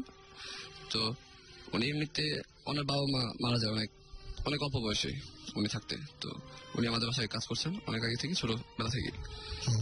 তো একদিন এক কবিরাজ তাকে কিছু টাকা দিয়ে বলে, তুমি যদি আমাকে কোনো কবরস্থান থেকে রাত 12টার পর কয়েক টুকরা মাটি এনে দিতে পারো, তবে তোমাকে আমি টাকাটা দিব। তো তিনি সাথে সাথে রাজি হয়ে যান, কারণ তিনি এই ভূত, আমরা যাই বলি, জিন টিন, এসব বিশ্বাস করতেন না। তো উনি রাজি হয়ে যান। তিনি ভাবলেন যে দিনের বেলা যায়, রাতের বেলা গেলে তো একই, যেহেতু আমি বিশ্বাস করি না। তো উনি সাথে সাথে রাজি হয়ে গেলেন কোনো কিছু না বলেই। তো বলেন, ঠিক আছে, আমি আপনাকে মাটিটা এনে দিব, তো আপনি টেনশন করবেন না, আপনি বাসে যান, আমি আপনাকে দেবো। তো ওই দিনই রাতে আমাদের এলাকার পাশে একটা কবরস্থান আছে। তো ওই দিন রাতে উনি ওখানে ঢুকেন। তো ঢুকে ওনার কেমন জানি মনে হচ্ছে, কারণ প্রচন্ড ভয় পেয়েছিলেন ওই রাতে। তো তিনি ঢোকার পর একটা কবরের সামনে গেলেন, তো কয়েক টুকরো মাটি নিলেন। যখন তিনি কবর থেকে উঠবেন, ঠিক সেই মুহূর্তে তার পিছন থেকে কে যেন হাত রাখলো, তিনি ফিল করলেন। ওকে, তো হাত রাখলো, তো তিনি হঠাৎ পিছনে তাকালেন। আর যে জিনিসটা দেখলেন সেটা 7-8 ফিট লম্বা, কালো অবয়ব, একদম মানুষের আকৃতির, বাট কোনো ফেস নেই, জিনিসটা ট্রান্সপারেন্ট। তিনি আমাকে যে বর্ণনাটা দিলেন, এটা মেবি 2 ডাইমেনশনাল হবে এমনটা। মানে আমরা একটা জিনিস, যে আমরা এটা মনে হয় আপনি আমাদেরকে সাউন্ড ফাইল পাঠিয়েছিলেন, আমরা শুনেছিলাম, কিন্তু একটা জিনিস আপনি মিস করেছেন, সেটা বলেন যে যখন সেই মানুষটাকে দেখা গেল, সেই মানুষটা যখন ফিরে আসলো আপনাদের কাছে ওখান থেকে অসুস্থ হয়ে যাওয়ার পরে, যেহেতু বাকি ওই স্টোরিটা সবাই জানে, হ্যাঁ, যে তার গায়ে কিছু মানে ছিল আঠালো লালা জাতীয় যে জিনিসটা, এই জিনিসটা আমি নিজের চোখে দেখেছি, লালা জাতীয় জিনিস, যে জিনিসটা আমি দেখলাম। মানে ওনাকে জিনিসটা, উনি যখন সেন্সলেস হয়ে যান, তো পরদিন ওনাকে যখন আনা হয়, ওকে, তো আমাদের বাসায় আনা হয়, গোসল করানো হয়। তো গোসল করানোর আগে যেটা দেখলাম, লালা জাতীয়, পিচ্ছিল 18 জাতীয় পদার্থ ওনার সারা শরীরে একদম। এটার জন্য ভাই, যেটা মানে এটার জন্য আমি জাস্ট রিপিট করলাম জিনিসটা, যে এটা সাউন্ড ফাইল মিস করেছি, এবং এই জায়গাটা হচ্ছে মেইন জায়গা, যে গত দিন আপনারা সাউন্ড ফাইল যেটা শুনেছিলেন, সেই জায়গার সাথে অ্যাড করছে এই জায়গাটা, যে এখানে এই মানে আঠালো একটা জিনিস তার গায়ে পাওয়া যায়। এটা নিশ্চয়ই আপনাদের সাথে পরিচিত, এই জন্য আমি বললাম যে ব্যাপারটা পরিচিত। আই থিঙ্ক সুমন ভাই আর তপু এসে একটা স্টোরি বলেছিল না? আমি সেটাই বললাম যে ব্যাপারটা এর মধ্যে আছে, কিন্তু সেদিন ওটা সামহাউ উনি মিস করেছিলেন। আচ্ছা, সো ওইটা কি কোনো মানে আমরা যেমন যেটা করি, আমরা ওই ওয়ালের কিছু নিয়ে এসেছি, স্যাম্পলস নিয়ে এসেছি। সো ওগুলো এখন আমরা মৃত্তিকা ডিপার্টমেন্ট গিয়ে টেস্ট করতে দেবো, যে আসলে কোনো ব্লাড রিলেটেড কিছু আছে নাকি, হোয়াট ইজ দ্যাট। কোনো কিছু কি স্যাম্পল ট্যাম্পল নিশ্চয়ই নেওয়া হয়নি, এগুলো নেওয়া হয়নি, কারণ তখন এটা ঘটনাটা হয় যখন আমি ছোট ছিলাম। আচ্ছা, এটা অনেক আগে কথা, প্রাইমারি লেভেলে। আমার খেয়াল আছে এখন যে জিনিসটা আমি দেখলাম, এটা আর কি। এটা কোন আমি তো পুরো স্টোরি মিস করেছি, এটা কোন গোরস্থান?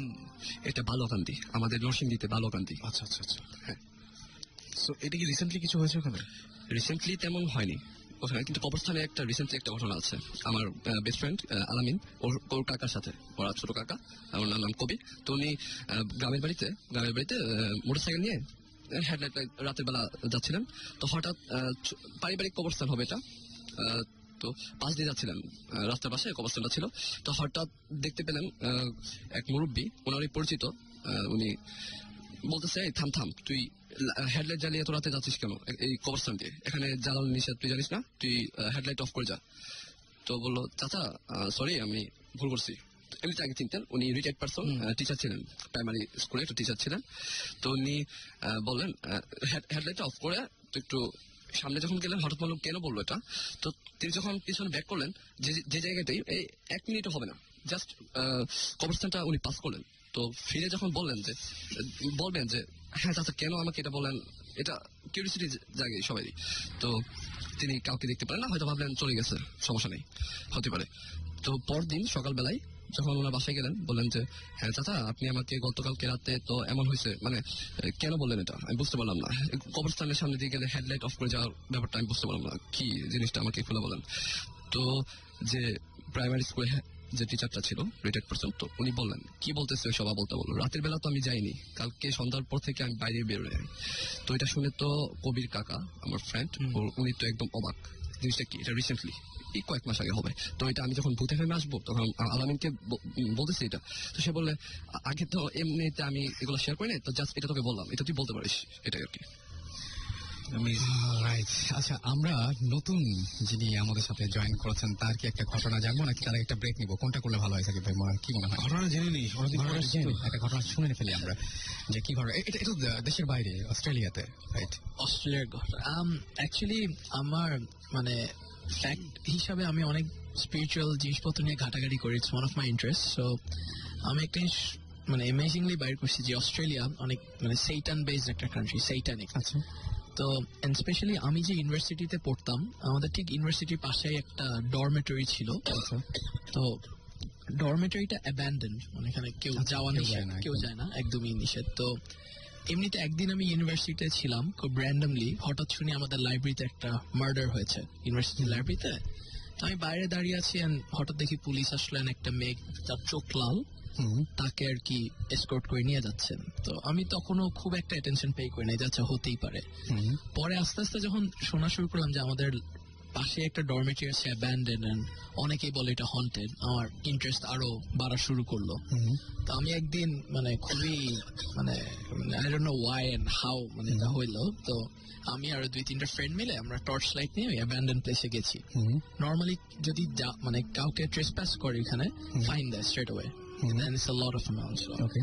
Still গেলাম। তো সবচেয়ে সারপ্রাইজিং জিনিসটা হচ্ছে ওইখানে রাত আমরা গেছিলাম অ্যারাউন্ড 11:30 পৌনে 12টার দিকে রাত, এন্ড ঠিক 12টা বাজছে যখন আমার ঘড়িতে একটা টিক করে আওয়াজ হয়, ঠিক 12টা বাজলো, পুরা জায়গাটা অ্যাবান্ডেন্ড, কিন্তু পিয়ানোর আওয়াজ শোনা যাচ্ছিল। মানে পিয়ানোর আওয়াজ, সামওয়ানস প্লেইং দ্য পিয়ানো, মানে and to tell you the truth আমি এখানে মানে চুপ হয়ে গেছিলাম। I was looking everywhere and স্বাভাবিক, মানে কি করবো কি এক্স্যাক্টলি। and এবং ওইখানকার এনভায়রনমেন্ট আপনি মানে যত ধরেন মানে হরর মুভি দেখেন যে ভাঙা মাটি, দেয়াল ফাটা, তারপর পুরা একটা বাতাসের আওয়াজ হো করে আসে, পুরো ওইরকম এনভায়রনমেন্ট, এন্ড ক্লিয়ারলি পিয়ানোর সাউন্ড শোনা গেছে। এন্ড পরে আর কি আমাদের ওইখান থেকে আর কি we just went back, because আমাদের ওইখানে সাহস হয় নাই সামনে আগানোর। তো পরে আমরা ইউনিভার্সিটির হিস্ট্রি যখন চেক করলাম, so we found out that ওইখানে ডরমেটরিতে একটা রুম ছিল, ওই রুম থেকে 2 জন একই নামে একই ডেটে পরপর 2 বছরে মানে কনজিকিউটিভ ইয়ার্সে একই টাইমে সুইসাইড করছে, এবং ওই রুম থেকেই পিয়ানোর আওয়াজটা আসে। তো পরে বোঝা গেল যে হয়তো যে মারা গেছে ওইখানে কেউ হয়তো পিয়ানো বাজাতে পারতো বা সামথিং। তো পরে আর কি আমরা রুমের আশেপাশ দিয়ে গেছি, অনেক কিছু করার চেষ্টা করছি, অনেক রাত পর্যন্ত ছিলাম, আর শোনা যায়নি, এক রাতে আমরা আর কি শুনতে পেরেছি। তো এইটা আর কি আমাকে খুবই ফ্রিকড আউট করছে, এবং আমি পরে রাত্রি ইউনিভার্সিটি যেতে পারতাম না ভয়ের কারণে। এরকম মানে এটা ব্যাপারটা বেশ উইয়ার্ড কিন্তু মানে। এবং আচ্ছা আমার খালি একটা কোয়েশ্চেন আছে, এই যে সাউন্ডটা পিয়ানোর, এটা আর কেউ শোনাচ্ছে কিনা? অনেকেই শুনেছে এবং অনেকে ক্লেম করে যে একটা মানে যখন পিয়ানোর আওয়াজটা বাজে মানে কিছু মানে উইয়ার্ড সাউন্ড হয়, ওরা বুঝাতে পারে না কি টাইপের সাউন্ড, বাট আমরা এগুলি কিছুই শুনে নাই। এবং অনেকেই ক্লেম করে অনেক কিছু দেখে, ওইটা আর কি জাস্ট আমরা কিছু দেখি না, আমরা পিয়ানোর আওয়াজ শুনেন, তারপর সাহস হয় নাই নেক্সট টাইম যাওয়ার। বিশাল একটা জায়গা হঠাৎ করে। হ্যাঁ, এবং এই বাসাটা মানে আপনার ধরেন অ্যাটলিস্ট 2 বিঘার মতন, মানে it's a dormitory but abandoned. এবং আরো ইন্টারেস্টিং ফ্যাক্টর ছিল, এটা একটা মেন্টাল অ্যাসাইলাম ছিল বহুত আগে, মানে ইউনিভার্সিটি হওয়ার আগে এটা মেন্টাল অ্যাসাইলাম ছিল। ওকে, সো ওইটাকে তারপর ডরমেটরি করছে, তারপর ওইটাকে আবার অ্যাবান্ডন করছে বিকজ অফ এই টাইপের ইনসিডেন্ট। এইটা আর কি। এবং আমাদের ইউনিভার্সিটিটা এমন একটা জায়গায় লোকেটেড যে ঠিক পাশে হচ্ছে ওই রকম একটা জায়গা, এক পাশে, আর আরেক পাশে হচ্ছে একটা কবরস্থান, গ্রেভইয়ার্ড, এবং ওইটার সাথে একটা স্টোরি আছে, বাট আমরা শুনি এটা। আচ্ছা, তো বেসিক্যালি আমার 3টা ভাই আছে মেলবোর্নে, ঠিক আছে। তো অন্য একটা বাসায় থাকতো একটা স্ট্রিটে, ব্র্যাডশ স্ট্রিটে। তো ওনাদের একজন র্যান্ডমলি ওই হেঁটে হেঁটে ইউনি যেত ওই কবরস্থানের পাশ দিয়েই। আচ্ছা, তো অনেক সময় হয় না আপনার হাঁটতে থাকলে র্যান্ডমলি এদিক ওদিক তাকাই আমরা, জাস্ট উপরে নিচে আশেপাশে কোনো একটা কিছু র্যান্ডমলি চোখে পড়ে। তো উনি কবরস্থানের পাশ দিয়ে হাঁটতে যাওয়ার সময় ঠিক র্যান্ডমলি ওনার একটা কবর, এই খ্রিস্টানদের কবর থাকে না, নাম গ্রেভ করা থাকে, তারপর এপিটাফ যেটা, এক্স্যাক্টলি। তো উনি হঠাৎ দেখলো একটা নাম, এমা ফ্লোরেন্স, একটা কবরের নাম র্যান্ডমলি, এবং কবরটা একদম যে রাস্তার কাছে তা না, ভিতরের দিকে। আচ্ছা, তো র্যান্ডমলি ওনার চোখে পড়েছে, উনি ভুলে গেছে, ইউনিভার্সিটি গেল, ভালো কথা। সেকেন্ড দিন উনি কিন্তু পুরাটাই ভুলে গেছিল। সেকেন্ড দিন উনি এরকম হেঁটে আছে, আবারও যখন তাকিয়েছে সেম কবরটা দেখছে। আচ্ছা, একটু মানে এরকম কয়েকদিন হয়েছে, so he felt a bit weird যে এটা কেন হচ্ছে, মানে একটা কবরই কেন আমার বারবার দেখতে হচ্ছে বা চোখে পড়ছে, হ্যাঁ সেটাই। তো পরে যেটা হলো, তো সে বাসায় তার বাকি আমার যে দুইটা ভাইয়া ছিল ওনাদেরকে শেয়ার করতে গেছে যে ভাইয়া আসলে এই কাহিনী। তো আমি একটা কবর দেখছি, যে কবর দেখছি বাসার যে আর একটা যে মেম্বার সে বলছে এমা ফ্লোরেন্স। ও তো সরি মানে প্রথম যিনি কবরটা দেখছিল কবরের নাম ছিল এমা ফ্লোরেন্স। তো ওনার সাথে যখন র্যান্ডমলি হতে থাকলো যে উনি দেখতেছে সেম কবর, উনি বাসার আরেকটা মেম্বারকে বলছে কাহিনী যে আমি এরকম ইউনিভার্সিটিতে হেঁটে যাচ্ছি, randomly একটা কবর চোখে পড়ছে, and the other guy just said Emma Florence, and the other guy he said the same thing, Emma Florence. তো পরে যখন আমার কাছে কাহিনীটা আসছে, আমার আবার এসবে খুব ইন্টারেস্ট বেশি, তো আমি অ্যাকচুয়ালি গুগলে সার্চ করছি যে ওনাদের বাসার নাম্বারে ছিল নাকি, এবং দেখা গেছে 1900-এ ওই বাসায় একটা মহিলা থাকতো এমা ফ্লোরেন্স নামে। তো অনেক আগের ঘটনা, মানে বহুত আগে ওনারা যে বাসায় থাকতেন। তো ওইখানে ওনারা আর কি এমা ফ্লোরেন্স নামে একটা মহিলা থাকতো, শি ডাইড আর কি। সো তারপর ওনারা ওই বাসাটাই থাকতো। আচ্ছা, তো ওনারাই আর কি, এবং ওইখানে ওনার কবরস্থানটা, এমা ফ্লোরেন্স যিনি ওনার কবরস্থানটাই ওইখানে।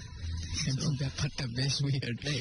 এবং এরকম বহুত মানে অস্ট্রেলিয়ায় ভাই আপনার মানে শুধু আমার না, এরকম বহুত অনেকজনই অনেক উইয়ার্ড উইয়ার্ড স্টোরি হয়। যেমন একটা ছোট্ট স্টোরি, আমি রাত্রেবেলা হেঁটে যাচ্ছি, কেউ নাই, পুরো রাস্তা খালি, এবং মানে অস্ট্রেলিয়ায় মেলবোর্ন স্পেশালি মানে 5টা-6টার পর সন্ধ্যা পুরো খালি হয়ে যায়। আচ্ছা, আমি হেঁটে যাচ্ছি, কানে আইপডে গান শুনছি, হঠাৎ মনে হলো কেউ আমার নাম ডাকছে। চেনা জানা, খুলে তাকে দিয়ে পুরো রাস্তা খালি, পুরো রাস্তাটা খোলা, বাট কে মনে হচ্ছে আমার নাম ডাকতেছে এদিক ওদিক, মানে একবার মনে হলো গাছের পিছন থেকে, মনে হলো বিল্ডিং এর পিছন থেকে। সো এই টাইপের উইয়ার্ড উইয়ার্ড অনেক স্টোরি। আইপডে রেকর্ড করেছিল? না না, I wish but না, that's basically এরকম অনেক উইয়ার্ড স্টোরি। তুমি একটু আগে একটা প্রথমে একটা ইন্টারেস্টিং কথা দিয়ে শুরু করেছিলে যে অস্ট্রেলিয়ার সেটানিজম, এটা how do you know this, অথবা why did you say that? Because ভাইয়া মানে to tell you the truth, আমি অস্ট্রেলিয়ার, তারপর অস্ট্রেলিয়ার নামটা কালো করে দিলে না ভাইয়া, অস্ট্রেলিয়ান লিসেনার যারা আছেন, I'm a proud Bangladeshi man, to tell you the truth. So, our reason being by Satanism is because when Australia যদি roots আপনি দেখেন, it came from the British exports, rejects, মানে sorry for the language, but criminals basically. So, ওই জিনিসটা আর কি base করে Australia বানানো হয়েছে।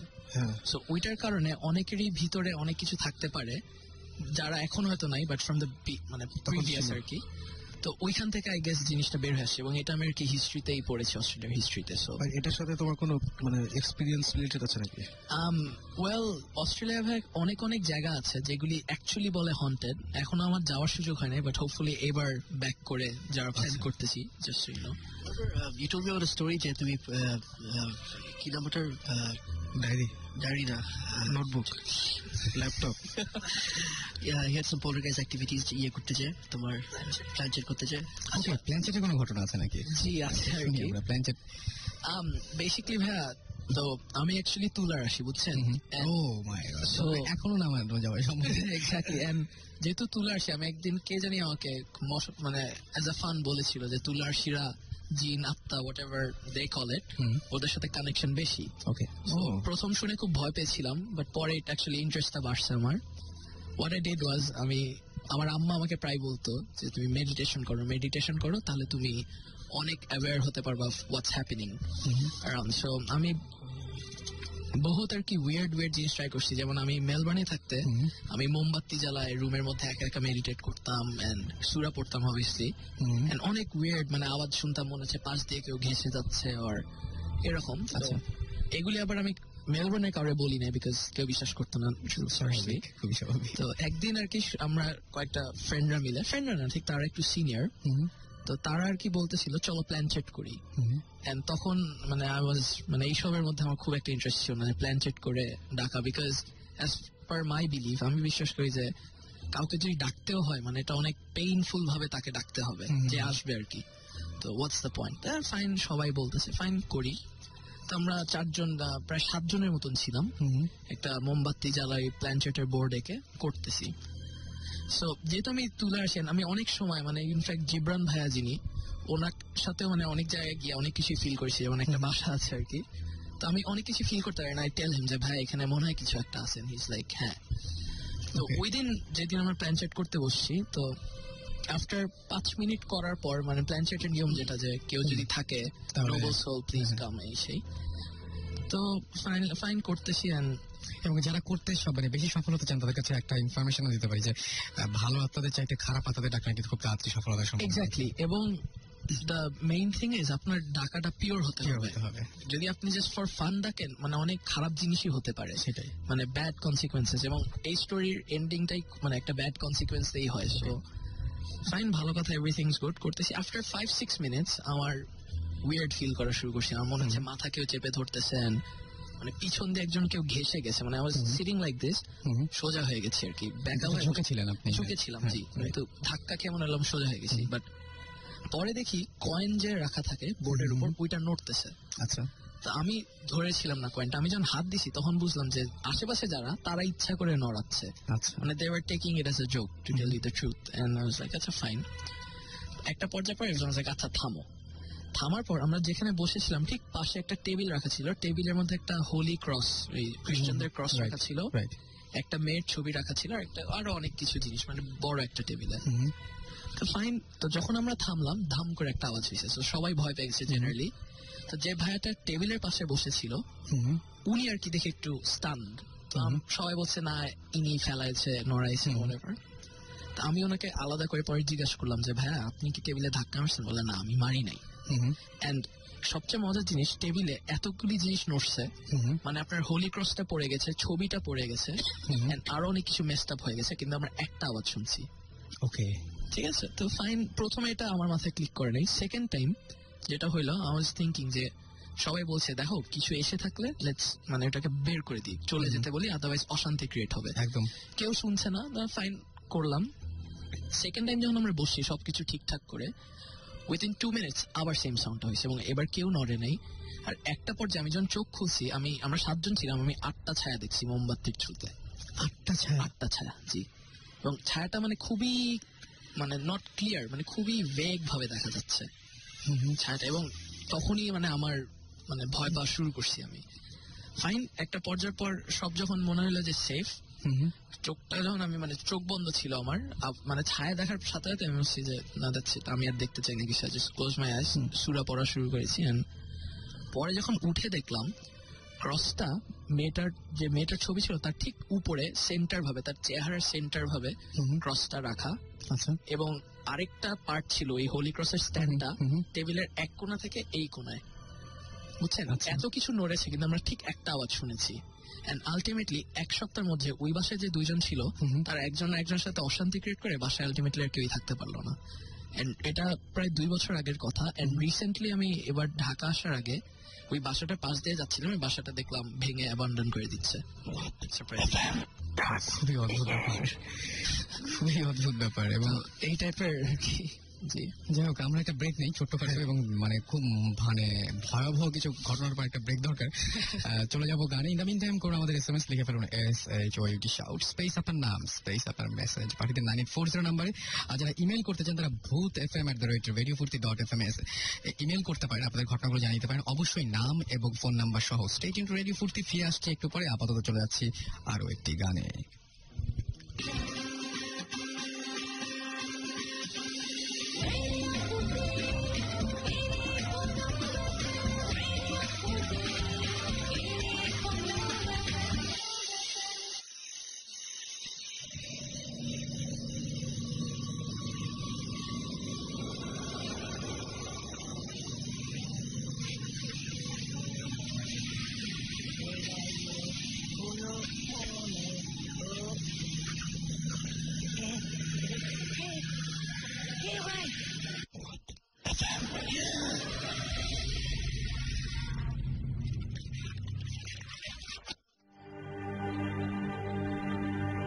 দ্যাটস রাইট, শুনছেন সবসময় রেডিও ফুর্তি, চলছে ভূত এফএম।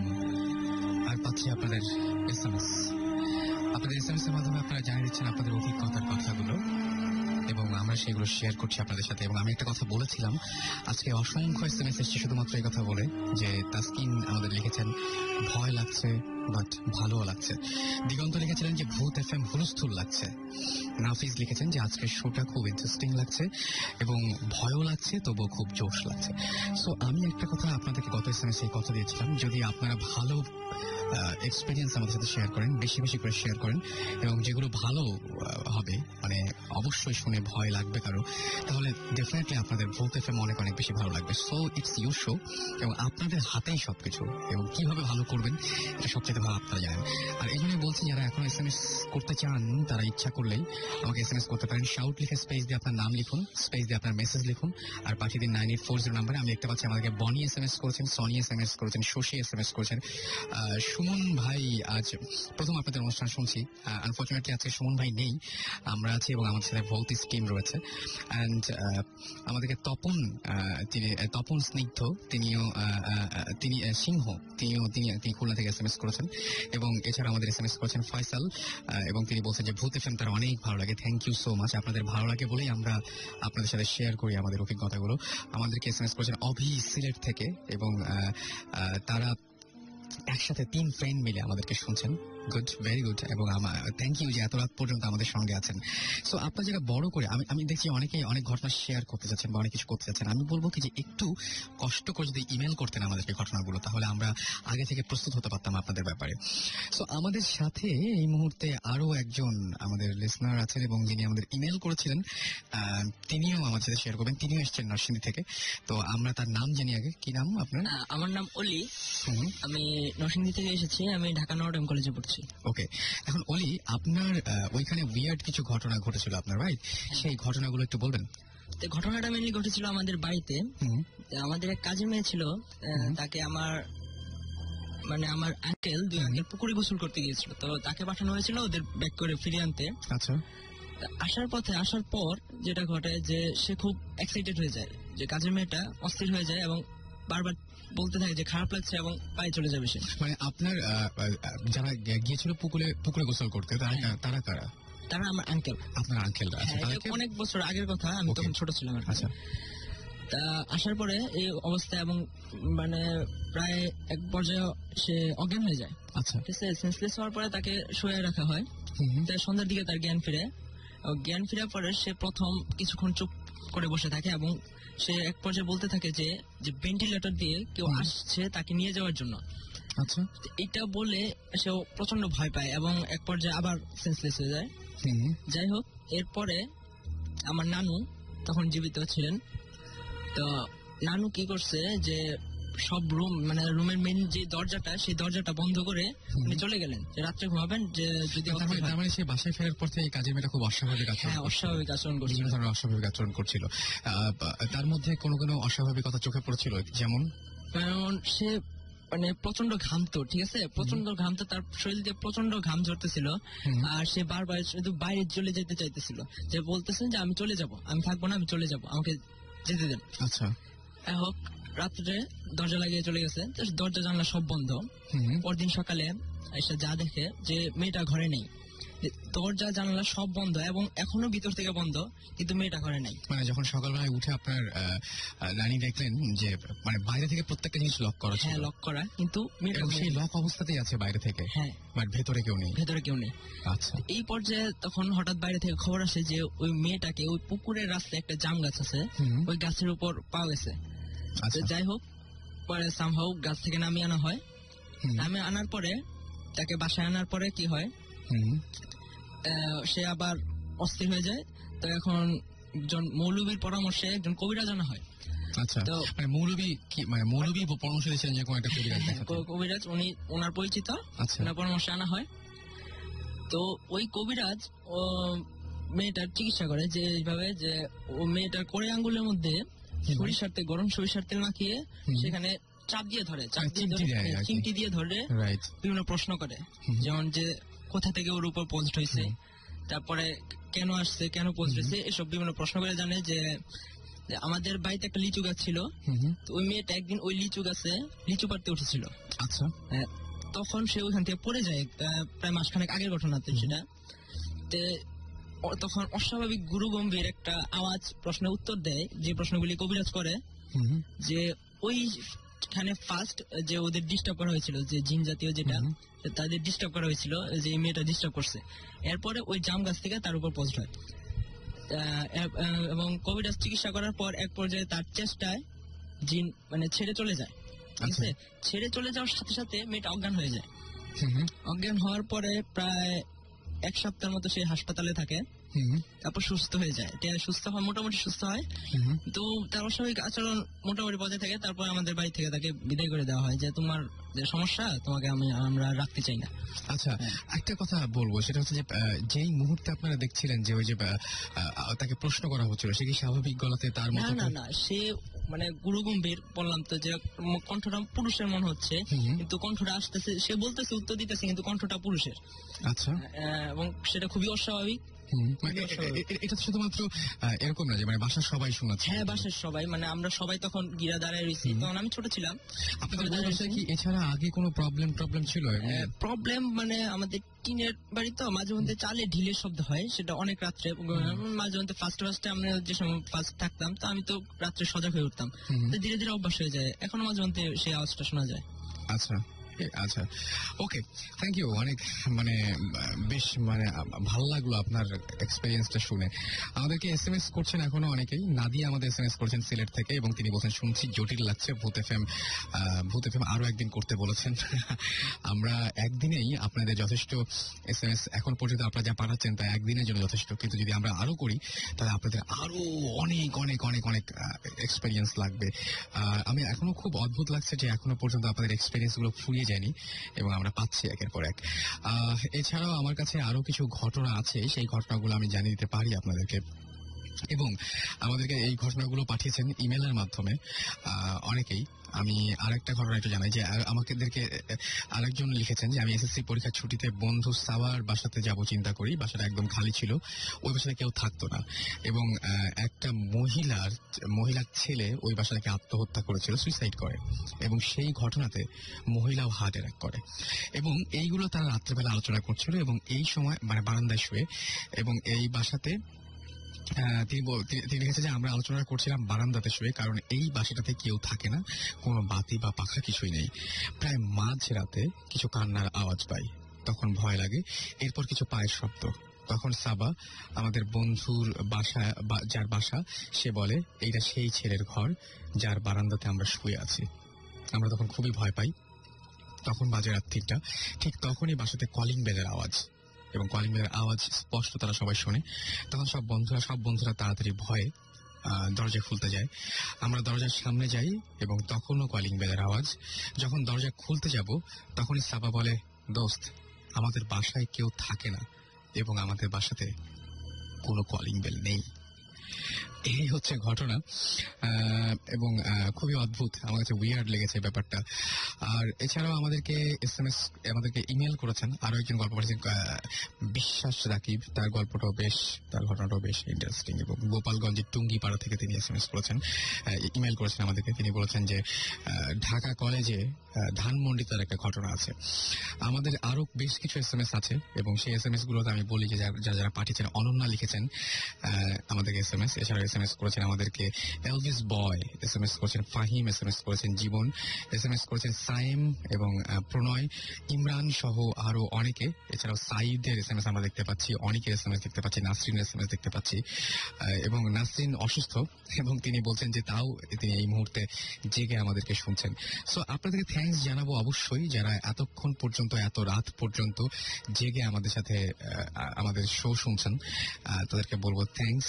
এবং আমাদের আরেকটা কথা, একটা রিকোয়েস্ট থাকবে যে যারা এখনো পর্যন্ত SMS করতে চান, তারা শাউট লিখে স্পেস দিয়ে আপনার নাম লিখে স্পেস আপনার মেসেজ লিখে পাঠিয়ে দিন 9840 নাম্বারে। এবং জানতে চাই আমি সাকিব ভাইয়ের কাছে যে ঘটনার এবার কি ঘটিবে, কোন ঘটনা, নতুন কোন ঘটনা ঘটিবে কিনা? নতুন ঘটনা আজকে কটা বাজে? আজকে আর নতুন ঘটনা হবে না। আজকে নতুন ঘটনা হবে না? না ভাইয়া যদি শেষে কোনো কিছু একটা বলতে চান তাহলে তো। হ্যাঁ, ভাইয়ার বেশ কিছু ইন্টারেস্টিং ঘটনা শুনে এসেছি। অস্ট্রেলিয়ার আর কিছু ঘটনা কি জানবো, কারণ অনেকে আমরা সেই আপনার রেসপন্স পাচ্ছি খুব বেশি, এই জন্য বললাম।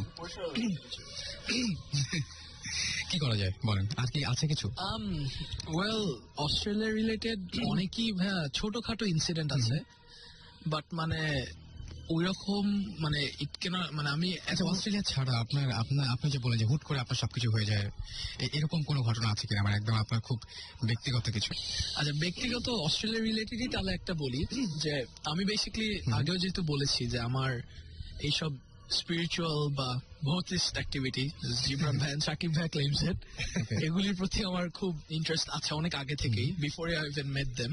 ওকে, তো আমার বেসিক্যালি একটা স্টোরি আর কি, খুবই স্মল, বাট মানে যেটা হয়েছে কি, আমি ইফ আম্মা যদি শুনে থাকো প্লিজ ফরগিভ মি, আমি একদিন রাত্রেবেলা সিগারেট খেতে বের হয়েছি, বুঝছেন? আচ্ছা, in fact any of my relatives are hearing this, please forgive me. So anyway, রাত্রেবেলা একদিন সিগারেট খেতে বের হয়েছি। সিগারেট খাওয়া খুব খারাপ, স্বাস্থ্যের জন্য ক্ষতিকর। জি আচ্ছা, চলো বলো। থ্যাংক ইউ সাকিব ভাই, কিপ দ্যাট ইন মাইন্ড। তো এই রাত্রেবেলা সিগারেট খেতে বের হয়েছি, তো বাইরের যে ডাস্টবিন গুলি থাকে, আমাদের বাসার পাশে লাইন দিয়ে ডাস্টবিন ছিল, বিকজ ওই দিন রাত্রে বিন কালেক্ট করে। তো ডাস্টবিন বাইরের গুলি যেরকম যে একটা বাক্সর মতন থাকে, উপরে একটা কাভারের মতন থাকে, যেটা খুলে আর ইয়া হয় ফ্ল্যাপের মতন বেসিক্যালি। জি, তো আমি দাঁড়ায় দাঁড়ায় সিগারেট খাচ্ছি, আর আমার যেটা অনেক সময় হয় যে কিছু সময় আছে খুব স্ট্রংলি ফিল করি যে আশেপাশে কিছু একটা আছে, কিন্তু দেখতে পাচ্ছি না। আর এদের মেইন কনসেপ্টটা এটা যে ওরা দেখা দিবে না, আপনাকে চিন্তা করতে দিবে যে আমরা অ্যাকচুয়ালি কই, সো দ্যাট ওয়ে আপনি অ্যাকচুয়ালি ভয় পান।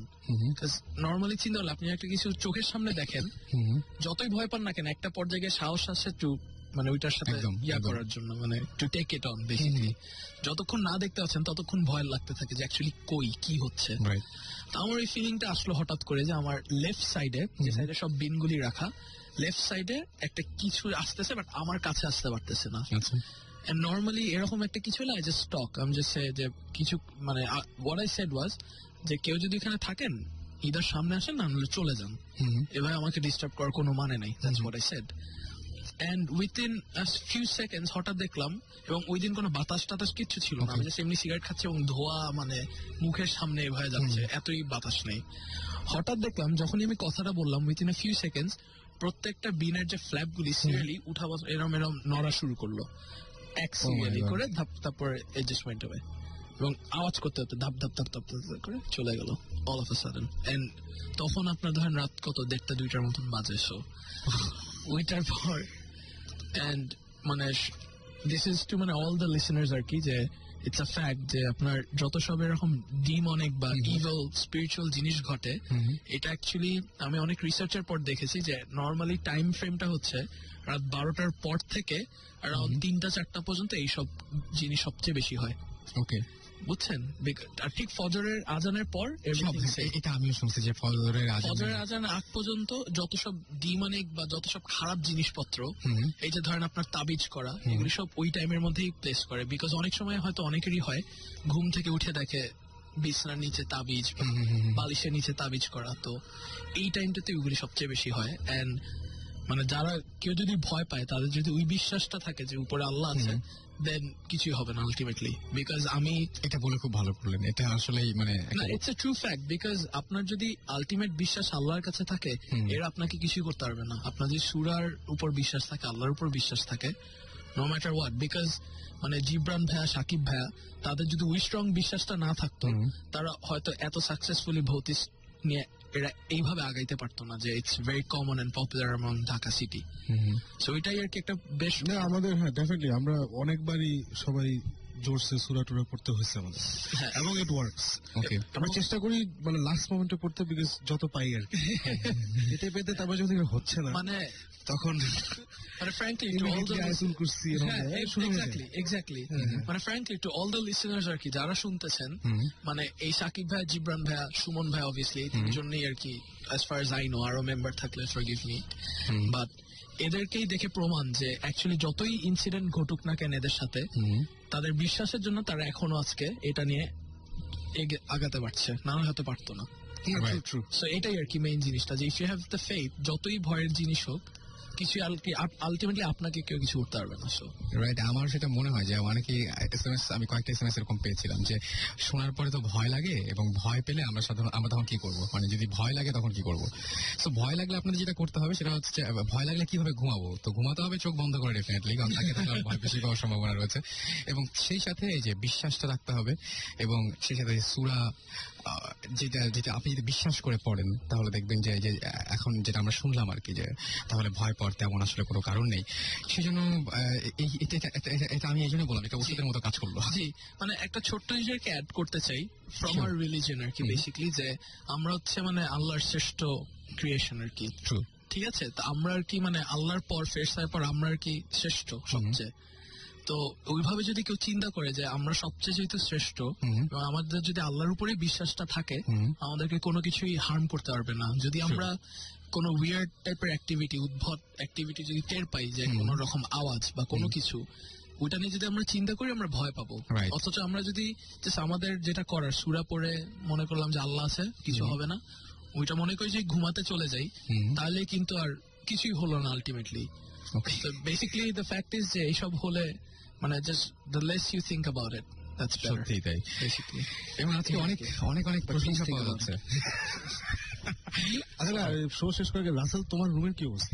আমার রুমের অবস্থা বেশ ভালো, এবং যেটা হচ্ছে যে মানে কি বলবো, যে আমার কাছে আমি একটা জিনিস খুব মিস করি, প্রতিদিন এসে তোমার রুমের কাহিনীগুলো। খুব অদ্ভুত ব্যাপার কি, আমার গত 2 মাসে কিচ্ছু হয়নি। গত 2 মাসে কিছু হয়নি, কিন্তু যেটা হয়েছে যে অফিসে এসে বরং অফিসে দেখেছি 2-1 জন। অফিসে নিয়ে আসছো? না, আমাদের অফিসে না, অফিসের যারা আছে তাদের 2-1 জনের বিভিন্ন ধরনের ঝামেলা হচ্ছে। কারো কেউ ঘাড়ে হাত রাখছে, এবং কেউ দেখা যাচ্ছে লক হয়ে আছে চেয়ারে। কি অফিসের মধ্যে? হ্যাঁ, কেউ দেখা যাচ্ছে লক হয়ে আছে চেয়ারে, উঠতে পারছে না, এরকম ধরনের কিছু ঝামেলা টামেলা হচ্ছে আর কি। ব্যাপারটা এরকম হয়েছে আর কি। সো যেটা করতে হবে সেটা হচ্ছে যে আজকে শোটা শেষ করতে হবে এখানে, এবং সেই সাথে জীবন ভাই এবং সাকিব ভাইকে বলবো তার আগে যে আপনারা আগামী দিন আসছেন তো? আগামী দিন ডেফিনেটলি আসছেন। কয় তারিখ? 31st। না, 31st আসবো। We don't have anything planned, right? No, party হবে radio food. Radio food party. I think we'll all be here, Suman ভাই থাকবে, আর আমরা তো নিশ্চয়ই অনেক খাবার এবং পানীয়ের ব্যবস্থা করব ইনশাআল্লাহ। তো আমরা লাস্টে একটা কথা নেব। হ্যাঁ, please. Actually, I wanted to thank Shakib bhai and Jibran bhai and obviously আপনি Russell bhai for giving me this opportunity to go on live for the first time. মানে ব্যাপারটা হচ্ছে যে আপনি আমাদেরকে যে জিনিসগুলো আজকে মানে যা বললেন, তাতে আমরা যে রিয়াকশনটা দেখছি ফ্রেশ ছিল, অনেক মজা লাগছে। আমার সবচেয়ে ভালো লাগছে ওই কাহিনীটা, ওই যে পিয়ানো না, ওই এপিটাফের ঘটনাটা। হ্যাঁ, ওই যে একটা সামথিং ইন মি আছে না, এটা কিন্তু কেমন জানি। মাইকে বলো, মাইকে নাম কোনো এরকম একটা কেস আছে? Yes, we have a case like this. আমরা কিছু বলবো না, পরে বলবো। অলরাইট, তো আমরা শেষ করছি আজকে। এন্ড যেটা করতে হবে সেটা হচ্ছে আমাদের SMS করার নিয়ম তো জানেনি, তো এখন তো নিশ্চয়ই ডেফিনেটলি SMS করবেন না, কিন্তু আমাদের ইমেল করবেন bhutfm@radiofutik.fm। এখানে ইমেল পাঠিয়ে দিন অবশ্যই আপনার নাম, ঠিকানা এবং ফোন নাম্বার সহ।